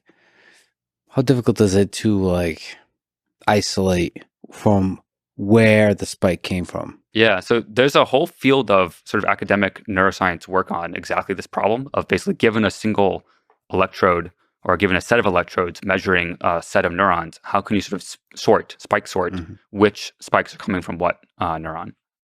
And this is a problem that's pursued in academic work because you care about it for understanding what's going on in the underlying sort of neuroscience of the brain. If you care about understanding how the brain's representing information, how that's evolving through time, then that's a very, very important question to understand. For sort of the engineering side of things, at least at the current scale, if the number of neurons per electrode is relatively small, you can get away with basically ignoring that problem completely. You can think of it like sort of a random projection of neurons to electrodes. And there may be, in some cases, more than one neuron per electrode. But if that number is small enough, those signals can be thought of as sort of a union of the two. Mm-hmm. And for many applications, that's a totally reasonable trade-off to make and can simplify the problem a lot. And as you sort of scale out channel count, the relevance of distinguishing individual neurons becomes less important because you have more overall signal and you can start to rely on sort of correlations or covariance structure in the data to help understand when that channel is firing, what does that actually represent? Because you know that when that channel is firing in concert with these other 50 channels, that means move left. But when that same channel is firing with concert with these other 10 channels, that means move right. Okay, so you have to do this kind of spike detection on board. And you have to do that super efficiently, so fast and not use too much power because you don't want to be generating too much heat. So it have to be a super simple signal processing step. Yeah. Is there some wisdom you can share about what it takes to overcome that challenge? Yeah. So we've tried many different versions of basically turning this raw signal into sort of a feature that you might want to send off the device. And I'll say that I don't think we're at the final step of this process. This is a long journey. We have something that works clearly today, but there can be many approaches that we find in the future that are much better than what we do right now. So some versions of what we do right now, and there's a lot of academic heritage to these ideas, so I don't want to claim that these are original Neuralink ideas or anything like that. But one of these ideas is basically to build a sort of like a convolutional filter almost, if you will, that slides across the signal and looks for a certain template to be matched. That template consists of sort of how deep the spike modulates, how much it recovers, and what the duration and window of time is that the whole process takes. And if you can see in the signal that that template is matched within certain bounds, then you can say, okay, that's a spike. One reason that approach is super convenient is that you can actually implement that extremely efficiently in hardware, which means that you can run it in low power across 1,024 channels all at once. Another approach that we've recently started exploring, and this can be combined with the spike detection approach, is something called spike band power. And the benefits of that approach are that you may be able to pick up some signal from neurons that are maybe too far away to be detected as a spike, because the farther away you are from an electrode, the weaker that actual spike waveform will look like on that electrode. So you might be able to pick up population level activity of things that are maybe slightly outside the normal recording radius, what neuroscientists sometimes refer to as the hash of activity, the other stuff that's going on. Yeah. And you can look at sort of across many channels how that sort of background noise is behaving, and you might be able to get more juice out of the signal that way. But it comes at a cost. That signal is now a floating point representation, which means it's more expensive to send out over power. It means you have to find different ways to compress it that are different than what you can apply to binary signals. So there's a lot of different challenges associated with these different modalities. So also in terms of communication, you're limited by the amount of data you can send. Yeah. So, and also because you're currently using the Bluetooth protocol, you have to batch stuff together. But you have to also do this keeping the latency crazy low. like crazy low. Anything to say about the latency? Yeah, this is a passion project of mine. So I want to build the best mouse in the world. Yeah. I don't want to build like the Chevrolet Spark or whatever of electric cars. I want to build like the Tesla Roadster version of a mouse. And I really do think it's quite possible that within 5 to 10 years that most esports competitions are dominated by people with paralysis. This is like a very real possibility for a number of reasons. One is that they'll have access to the best technology to play video games effectively. The second is they have the time to do so. So those two factors together are particularly potent for esport competitors. Unless people without paralysis are also allowed to implant Neuralink, right? Which is another way to interact with a digital device. Mm-hmm. And there's something to that. If it's a fundamentally different experience, more efficient experience, even if it's not like some kind of full-on high bandwidth communication, if it's just the ability to move the mouse 10x faster, like the bits per second, if I can achieve a bits per second at 10x what I can do with the mouse, that's a really interesting possibility of what they can do, especially as you get really good at it with training. It's definitely the case that you have a higher ceiling of performance, because you don't have to buffer your intention through your arm, through your muscle. You get, just by nature of having a brain implant at all, like 75 millisecond lead time on any action that you're actually trying to take. And there's some nuance to this, like there's evidence that the motor cortex, you can sort of plan out sequences of action, so you may not get that whole benefit all the time. But for sort of like reaction time style games where you just want to, somebody's over here, snipe them, that kind of thing, you actually do have just an inherent advantage because you don't need to go through muscle. So the question is just how much faster can you make it? And we're already, faster than what you would do if you're going through muscle from a latency point of view. And we're in the early stages of that. I think we can push it. Sort of our end-to-end latency right now from brain spike to cursor movement is about 22 milliseconds. If you think about the best mice in the world, the best gaming mice, that's about 5 milliseconds-ish of latency, depending on how you measure, depending how fast your screen refreshes. There's a lot of characteristics that matter there. But yeah, and the rough time for like a neuron in the brain to actually impact your command of your hand is about 75 milliseconds. So if you look at those numbers, you can see that we're already competitive and slightly faster than what you'd get by actually moving your hand. And this is something that, if you ask Nolan about it, when he moved the cursor for the first time, we asked him about this. It was something I was super curious about. Like, what does it feel like when you're modulating, a click intention, or when you're trying to just move the cursor to the right? He said it moves before he is like actually intending it to, which is kind of a surreal thing and something that, I would love to experience myself one day. What is that like to have the thing just be so immediate, so fluid that it feels like it's happening before you're actually intending it to move? Yeah, I suppose we've gotten used to that latency, that natural latency that happens. So is currently the bottleneck the communication? So like the Bluetooth communication, what's the actual bottleneck? I mean, there's always going to be a bottleneck, but what's the current bottleneck? Yeah, a couple things. So kind of hilariously, Bluetooth low energy protocol has some restrictions on how fast you can communicate. So the protocol itself establishes a standard of, the most frequent sort of updates you can send are on the order of 7.5 milliseconds.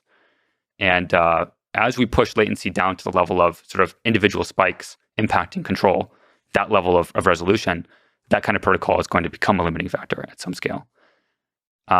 Another sort of important nuance to this is that it's not just the Neuralink itself that's part of this equation. If you start pushing latency sort of below the level of how fast screens refresh, then you have another problem. Like you need your whole system to be able to be as reactive as the sort of limits of what the technology can offer. Yes.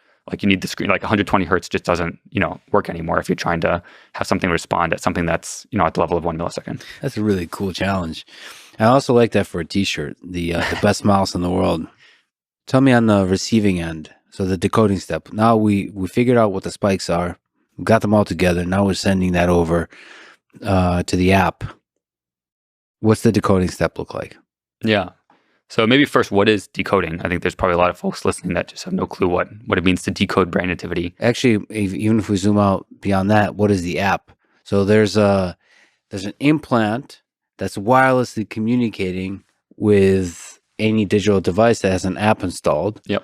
So maybe can you tell me at high level what the app is, what the software is outside of the brain? Yeah.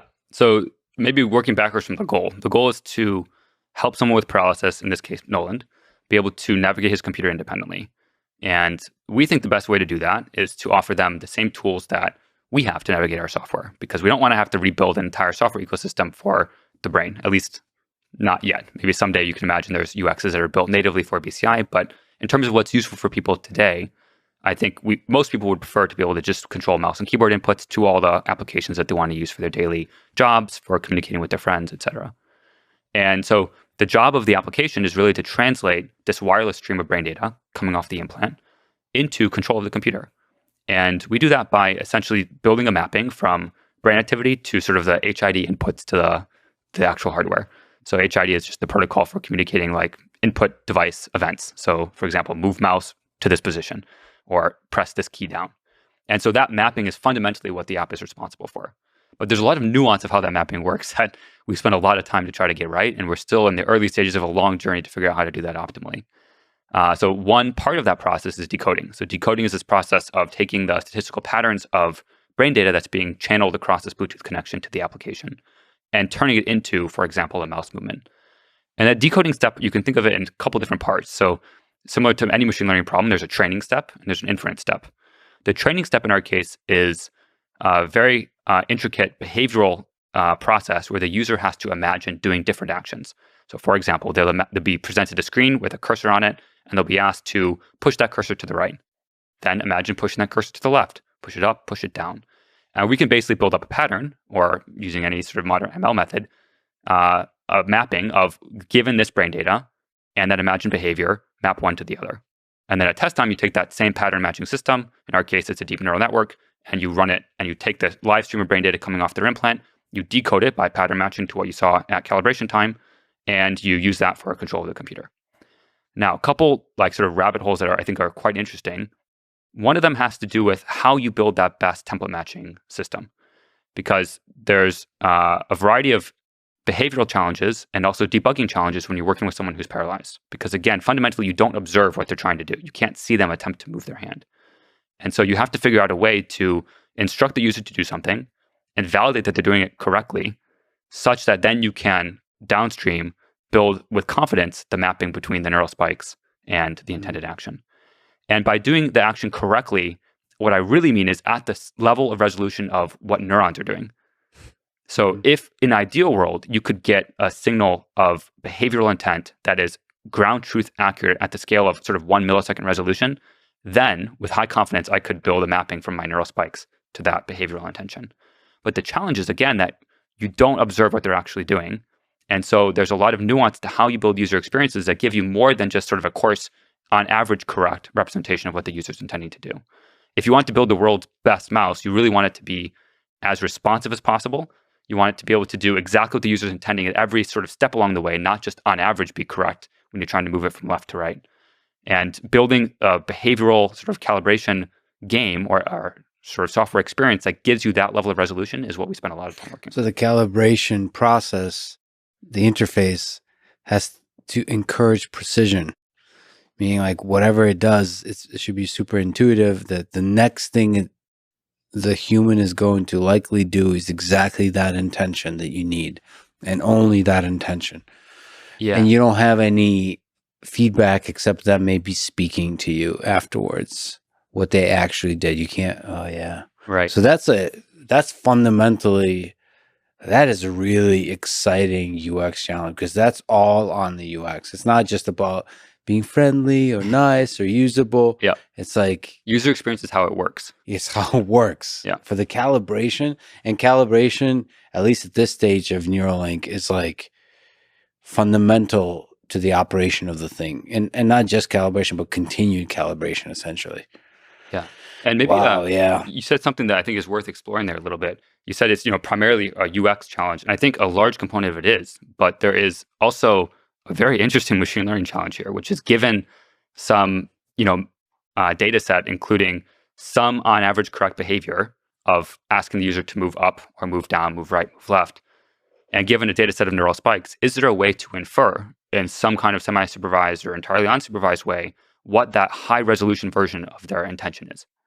And if you think about it, like there probably is, because there are enough data points in the data set, enough constraints on your model, that there should be a way with the right sort of formulation to let the model figure out itself. For example, at this millisecond, this is exactly how hard they're pushing upwards. And at this millisecond, this is how hard they're trying to push upwards. it's really important to have very clean labels. Yes. So like the problem becomes much harder from the machine learning perspective if the labels are noisy. That's correct. And then to get the clean labels, that's a UX challenge. Correct. Although clean labels, I think maybe it's worth exploring what that exactly means. I think any given labeling strategy will have some number of assumptions it makes about what the user is attempting to do. Those assumptions can be formulated in a loss function, or they can be formulated in terms of heuristics that you might use to just try to estimate or guesstimate what the user is trying to do. And what really matters is how accurate are those assumptions. For example, you might say, hey, user, push upwards and follow the speed of this cursor. And your heuristic might be that they're trying to do it exactly what that cursor is trying to do. Another competing heuristic might be they're actually trying to go slightly faster at the beginning of the movement and slightly slower at the end. And those competing heuristics may or may not be accurate reflections of what the user is trying to do. Another version of the task might be, hey, user, imagine moving this cursor a fixed offset. So rather than follow the cursor, just try to move it exactly 200 pixels to the right. So here's the cursor, here's the target. Okay, cursor disappears. Try to move that now invisible cursor 200 pixels to the right. And the assumption in that case would be that the user can actually modulate correctly that position offset. But that position offset assumption might be a weaker assumption, and therefore potentially you can make it more accurate than these heuristics that are trying to guesstimate at each millisecond what the user is trying to do. So you can imagine different tasks that make different assumptions about the nature of the user intention, and those assumptions being correct is what I would think of as a clean label. For that step, what are we supposed to be visualizing? There's a cursor, and you want to move that cursor to the right, or the left, up and down, or maybe move them by a certain offset. So that's one way. Is that the best way to do calibration? So for example, an alternative crazy way that probably is playing a role here is a game like WebGrid, where you're just getting a very large amount of data, the person playing a game, where if they are in a state of flow, maybe you can get clean signal as a side effect. Yep. Is that not an effective way for initial calibration? Yeah, great question. There's a lot to unpack there. So the first thing I would draw a distinction between is sort of open loop versus closed loop. So open loop, what I mean by that is the user is sort of going from 0 to 1. They have no model at all, and they're trying to get to the place where they have some level of control at all. In that setup, you really need to have some task that gives the user a hint of what you want them to do, such that you can build its mapping again from brain data to output. Then once they have a model, you could imagine them using that model and actually adapting to it and figuring out the right way to use it themselves, and then retraining on that data to give you sort of a boost in performance. There's a lot of challenges associated with both of these techniques, and we can sort of rabbit hole into both of them if you're interested. But the sort of challenge with the open loop task is that the user themselves doesn't get proprioceptive feedback about what they're doing. They don't, necessarily perceive themselves or feel, the mouse under their hand when they're using an open loop, or when they're trying to do an open loop calibration. They're being asked to perform something like, imagine if you sort of had your whole right arm numbed and you stuck it in a box and you couldn't see it. So you had no visual feedback and you had no proprioceptive feedback about what the position or activity of your arm was. And now you're asked, okay, given this thing on the screen that's moving from left to right, match that speed. And you basically can try your best to, invoke whatever that imagined action is in your brain that's moving the cursor from left to right. But in any situation, you're going to be inaccurate and maybe inconsistent in how you do that task. And so that's sort of the fundamental challenge of open loop. The challenge with closed loop is that once the user's given a model and they're able to start moving the mouse on their own, they're going to very naturally adapt to that model. And that co-adaptation between the model learning what they're doing and the user learning how to use the model may not find you the best sort of global minima. It may be that your first model was noisy in some ways, or maybe just had some quirk. There's some part of the data distribution it didn't cover super well. And the user now figures out, because they're a brilliant user like Nolan, they figure out the right sequence of imagined motions or the right angle they have to hold their hand at to get it to work. And they'll get it to work great. But then the next day they come back to their device and maybe they don't remember exactly all the tricks that they used the previous day. And so there's a complicated sort of feedback cycle here that can emerge and can make it a very, very difficult debugging process. Okay, there's a lot of really fascinating things there. Actually, just to stay on the closed loop, I've seen situations. This actually happened watching psychology grad students. They use pieces of software when they don't know how to program themselves. They use a piece of software that somebody else wrote, and it has a bunch of bugs. And they figure out and they've been using it for years. Yeah. They figure out ways to work around it. Yeah. Oh, that just happens. Like nobody like considers maybe we should fix this. They just adapt, and that's a really interesting notion that we're really good at adapting, but you need to still. That might not be the optimal. Yeah. Okay, so how do you solve that problem? Do you have to restart from scratch every once in a while, kind of thing? Yeah, it's a good question. First and foremost, I would say this is not a solved problem. And for anyone who's listening in academia who works on BCIs, I would also say this is not a problem that's solved by simply scaling channel count. So this is, maybe that can help, and you can get sort of richer covariance structures that you can use to exploit when trying to come up with good labeling strategies. But if you're interested in problems that aren't going to be solved inherently by just scaling channel count, this is one of them. Mm-hmm. Yeah. So how do you solve it? It's not a solved problem. That's the first thing I want to make sure it gets across. The second thing is any solution that involves closed loop is going to become a very difficult debugging problem. And one of my sort of general heuristics for choosing what problems to tackle is that you want to choose the one that's going to be the easiest to debug. Because if you can do that, even if the ceiling is lower, you're going to be able to move faster because you have a tighter iteration loop debugging the problem. And in the open loop setting, there's not a feedback cycle to debug with the user in the loop. And so there's some reason to think that that should be an easier debugging problem. The other thing that's worth understanding is that even in a closed loop setting, there's no special sauce or magic of how to infer what the user is truly attempting to do. In a closed loop setting, although they're moving the cursor on the screen, they may be attempting something different than what your model is outputting. So what the model is outputting is not a signal that you can use to retrain if you want to be able to improve the model further. You still have this very complicated guesstimation or unsupervised problem of figuring out what is the true user intention underlying that signal. And so the open loop problem has the nice property of being easy to debug. And the second nice property of it has all the same information and content as the closed loop scenario. Another thing I want to mention and call out is that this problem doesn't need to be solved in order to give useful control to people. Even today with the solutions we have now and that academia has built up over decades, the level of control that can be given to a user, today is quite useful. It doesn't need to be solved to get to that level of control. But again, I want to build the world's best mouse. I want to make it, so good that it's not even a question that you want it. And to build the world's best mouse, the superhuman version, you really need to nail that problem. And a couple maybe details of previous studies that we've done internally that I think are very interesting to understand when thinking about how to solve this problem. The first is that even when you have ground truth data of what the user is trying to do, and you can get this with an able-bodied monkey, a monkey that has a Neuralink device implanted and moving a mouse to control a computer, even with that ground truth data set, it turns out that the optimal thing to predict to produce high-performance BCI is not just the direct control of the mouse. You could imagine, building a data set of what's going on in the brain and what is the mouse exactly doing on the table. And it turns out that if you build the mapping from neural spikes to predict exactly what the mouse is doing, that model will perform worse than a model that is trained to predict sort of higher level assumptions about what the user might be trying to do. For example, assuming that the monkey is trying to go in a straight line to the target.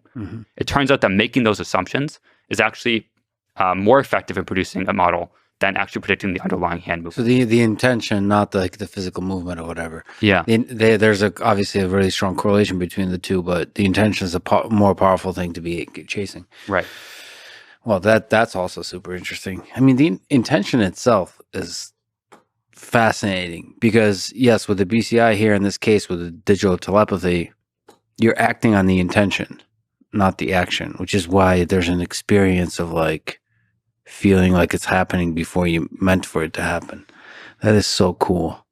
And that is why you could achieve superhuman performance probably in terms of the control of the mouse.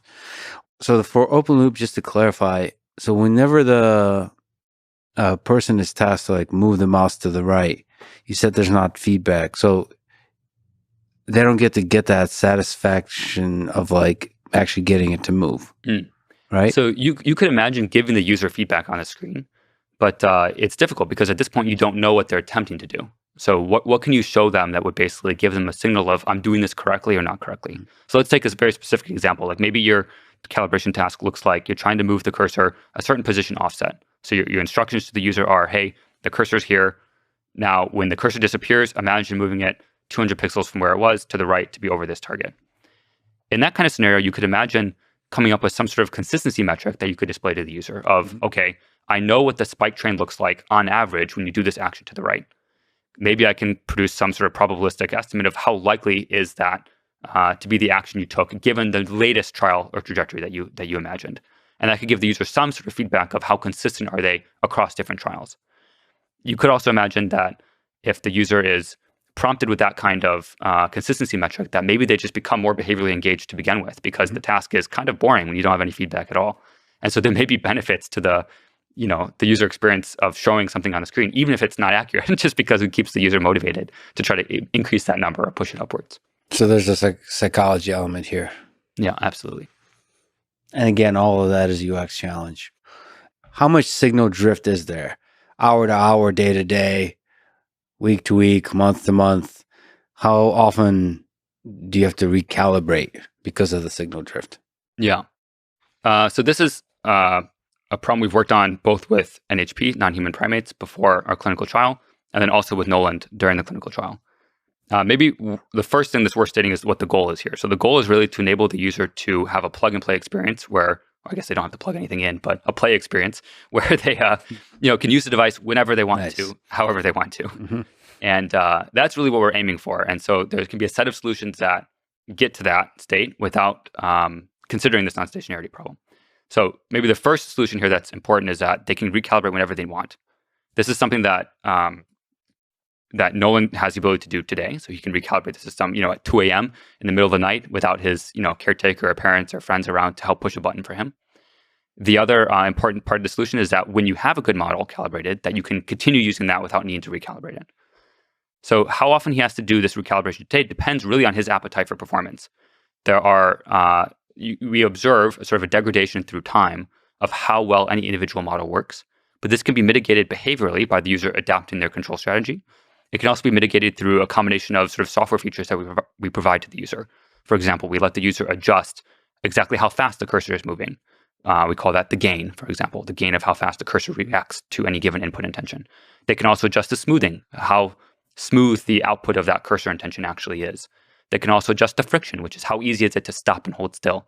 And all these software tools allow the user a great deal of flexibility and troubleshooting mechanisms to be able to solve this problem for themselves. By the way, all of this is done by looking to the right side of the screen, selecting the mixer, and in the mixer you have it's like DJ mode, DJ mode for your BCI. So it's a really well done interface. It's really, really well done.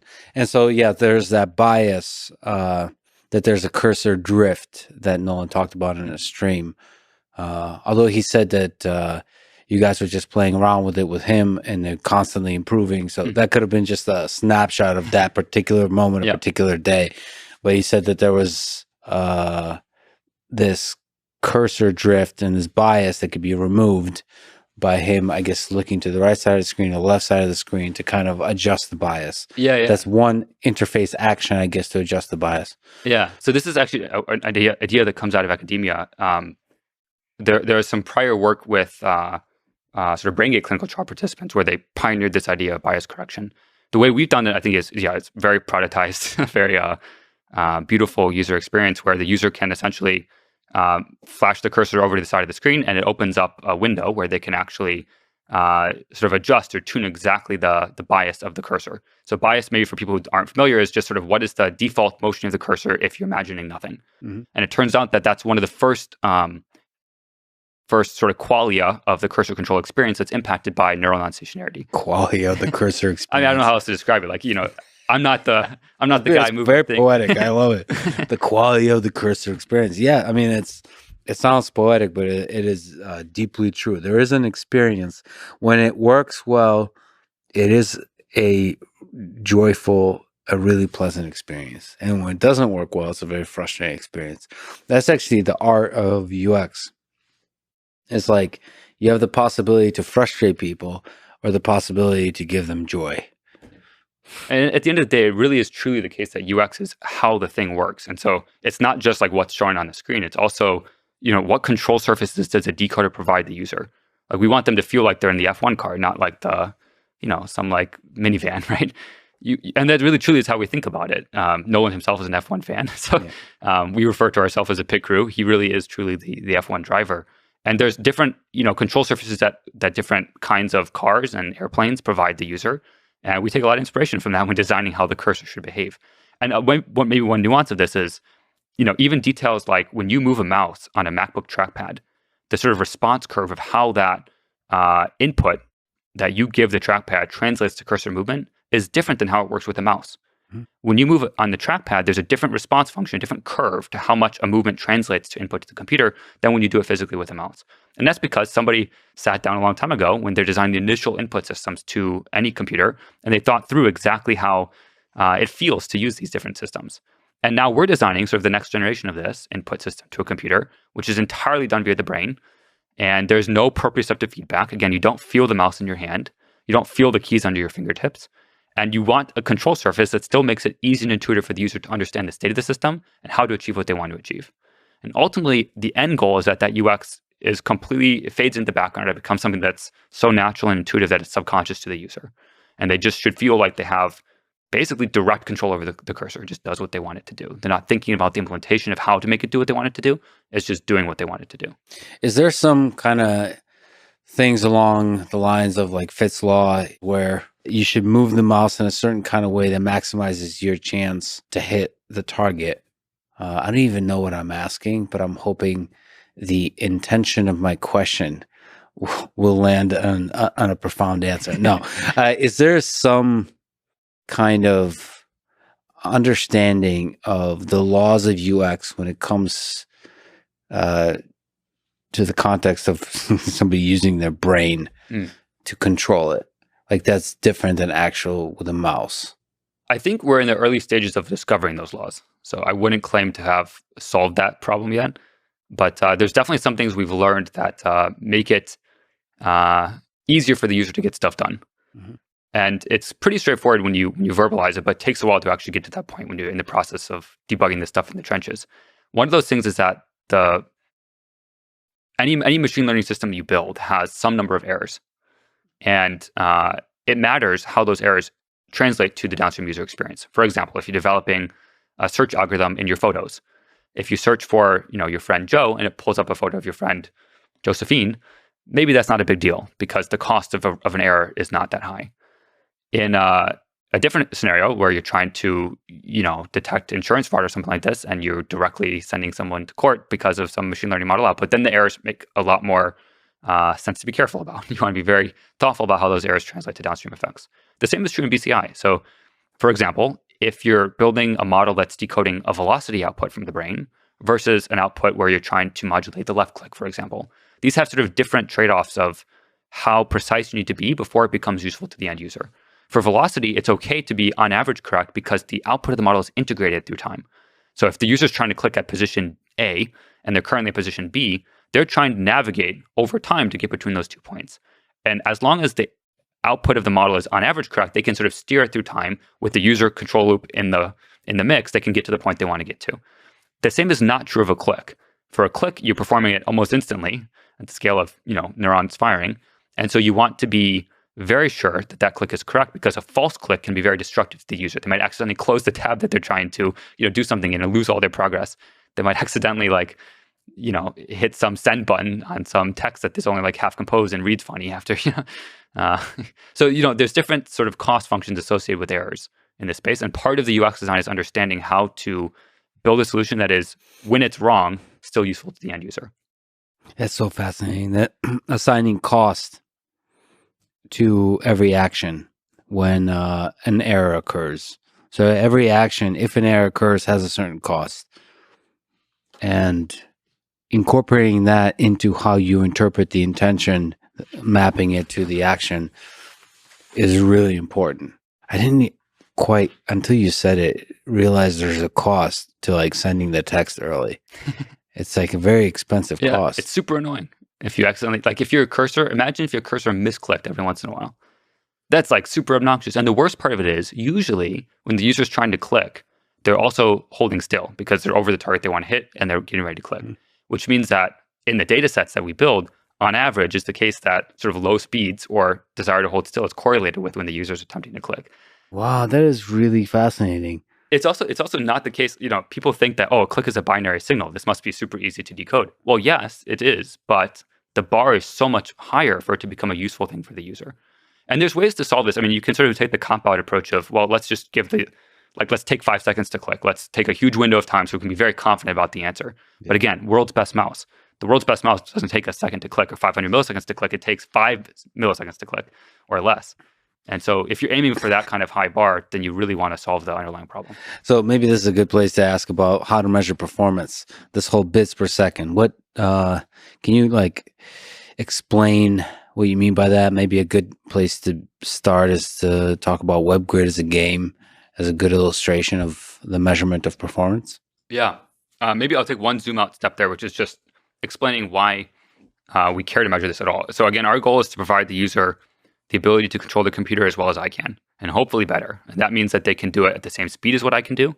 It means that they have access to all the same functionality that I have, including all those little details like command tab, command space, all this stuff. They need to be able to do it with their brain, and with the same level of reliability as what I can do with my muscles. And that's a high bar. And so we intend to measure and quantify every aspect of that to understand how we're progressing towards that goal. There's many ways to measure BPS, by the way. This isn't the only way, but we present the user a grid of targets, and basically we compute a score, which is dependent on how fast and accurately they can select, and then how small are the targets. And the more targets that are on the screen, the smaller they are, the more information you present per click. And so if you think about it from an information theory point of view, you can communicate across different information theoretic channels. And one such channel is a typing interface, you could imagine, that's built out of a grid, just like a software keyboard on the screen. And bits per second is a measure that's computed by taking the log of the number of targets on the screen. You can subtract 1 if you care to model a keyboard, because you have to subtract 1 for the delete key on the keyboard. But log of the number of targets on the screen times the number of correct selections minus incorrect, divided by some time window, for example, 60 seconds. And that's sort of the standard way to measure a cursor control task in academia. And all credit in the world goes to this great professor, Dr. Shenoy of Stanford, who came up with that task. And he's also one of my inspirations for being in the field. So all the credit in the world to him for coming up with a standardized metric to facilitate this kind of bragging rights that we have now to say that Nolan is the best in the world at this task with his BCI. It's very important for progress that you have standardized metrics that people can compare across different techniques and approaches. How well does this do? So yeah, big kudos to him and to all the team at Stanford. So for Noland and for me playing this task, there's also different modes that you can configure this task. So the WebGrid task can be presented as just sort of a left click on the screen, or you could have targets that you just dwell over, or you could have targets that you left, right click on. You could have targets that are left, right click, middle click, scrolling, clicking and dragging. You can do all sorts of things within this general framework. But the simplest, purest form is just blue targets show up on the screen. Blue means left click. That's the simplest form of the game. And the sort of prior records here in academic work and at Neuralink internally with sort of NHPs have all been matched or beaten by Noland with his Neuralink device. So sort of prior to Neuralink, the sort of world record for a human using the device is somewhere between 4.2 to 4.6 BPS, depending on exactly what paper you read and how you interpret it. Noland's current record is 8.5 BPS. And again, the sort of median Neuralinker performance is 10 BPS. So you can think of it roughly as he's 85% the level of control of a median Neuralinker using their cursor to select blue targets on the screen. And I think there's a very interesting journey ahead to get us to that same level of 10 BPS performance. It's not the case that sort of the tricks that got us from 4 to 6 BPS and then 6 to 8 BPS are going to be the ones that get us from 8 to 10. And in my view, the core challenge here is really the labeling problem. It's how do you understand at a very, very fine resolution what the user is attempting to do. And I highly encourage folks in academia to work on this problem. What's the journey with Nolan on that quest of increasing the BPS on WebGrid? In March, you said that he selected 89,285 targets in WebGrid. Yep. So he loves this game. He's really serious about improving his performance in this game. So what is that journey of trying to figure out how to improve that performance? How much can that be done on the decoding side? How much can that be done on the calibration side? How much can that be done on the Nolan side of like figuring out how to convey his intention more cleanly? Yeah, no, this is a great question. So in my view, one of the primary reasons why Nolan's performance is so good is because of Noland. Noland is extremely focused and very energetic. He'll play WebGrid sometimes for like 4 hours in the middle of the night, like from 2 a.m. to 6 a.m. He'll be playing WebGrid just because he wants to push it to the limits of what he can do. And, this is not us like asking him to do that. I want to be clear. Like we're not saying, hey, you should play WebGrid tonight. We just gave him the game as part of our research, and he is able to play it independently and practice whenever he wants. And he really pushes hard to push the technology to the absolute limit. And he views it as like, his job really to make us be the bottleneck. And boy, has he done that well. And so that's the first thing to acknowledge is that, he was extremely motivated to make this work. I've also had the privilege to meet other, clinical trial participants from BrainGate and other trials, and they very much share the same attitude of like, they view this as their life's work to, advance the technology as much as they can. And if that means selecting targets on the screen for 4 hours from 2 a.m. to 6 a.m., then so be it. And there's something extremely admirable about that that's worth calling out. Okay, so now how do you sort of get from where he started, which is no cursor control, to 8 PPS? So, I mean, when he started, there's a huge amount of learning to do on his side and our side to figure out what's the most intuitive control for him. And the most intuitive control for him is you have to find the set intersection of what do we have the signal to decode. So we don't pick up, every single neuron in the motor cortex, which means we don't have representation for every part of the body. So there may be some signals that we have better sort of decode performance on than others. For example, on his left hand, we have a lot of difficulty distinguishing his left ring finger from his left middle finger. Mm-hmm. But on his right hand, we have a good control and good modulation detected from the neurons that we're able to record for his pinky and his thumb and his index finger. So you can imagine how these different, subspaces of modulated activity intersect with what's the most intuitive for him. And this has evolved over time. So once we gave him the ability to calibrate models on his own, he was able to go and explore various different ways to imagine controlling the cursor. For example, he can imagine controlling the cursor by wiggling his wrist side to side, or by moving his entire arm. I think at one point he did his feet. He tried like a whole bunch of stuff to explore the space of what is the most natural way for him to control the cursor that at the same time is easy for us to decode reliably. Just to clarify, it's through the body mapping procedure that you're able to figure out which finger he can move? Yes, that's one way to do it. Maybe one nuance of when he's doing it, he can imagine many more things than we represent in that visual on the screen. Mm-hmm. So we show him sort of abstractly, here's a cursor. You figure out what works the best for you. And we obviously have hints about what will work best from that body mapping procedure of, we know that this particular action we can represent well, but it's really up to him to go and explore and figure out what works the best. But at which point does he no longer visualize the movement of his body and is just visualizing the movement of the cursor? Yeah. How quickly does he go from, how quickly does he get there? So this happened on a Tuesday. I remember this day very clearly because at some point during the day, it looked like he wasn't doing super well. Like it looked like the model wasn't performing super well and he was like getting distracted. But it wasn't the case. Like what actually happened was he was trying something new where he was just controlling the cursor. So he wasn't imagining moving his hand anymore. He was just imagining, I don't know what it is, some like abstract intention to move the cursor on the screen. And I cannot tell you what the difference between those two things are. I really, truly cannot. He's tried to explain it to me before. I cannot, give a first-person account of what that's like. But the expletives that he uttered in that moment were, enough to suggest that it was a very qualitatively different experience for him to just have direct neural control over a cursor. I wonder if there's a way through UX to encourage a human being to discover that. Because he discovered it, like you said to me, that he's a pioneer. So he discovered that on his own through all of this, the process of trying to move the cursor with different kinds of intentions. But that is clearly a really powerful thing to arrive at, which is to let go of trying to control the fingers and the hand and control the actual digital device with your mind. That's right. UX is how it works. And the ideal UX is one that the user doesn't have to think about what they need to do in order to get it done. It just does it. That is so fascinating. But I wonder on the biological side, how long it takes for the brain to adapt.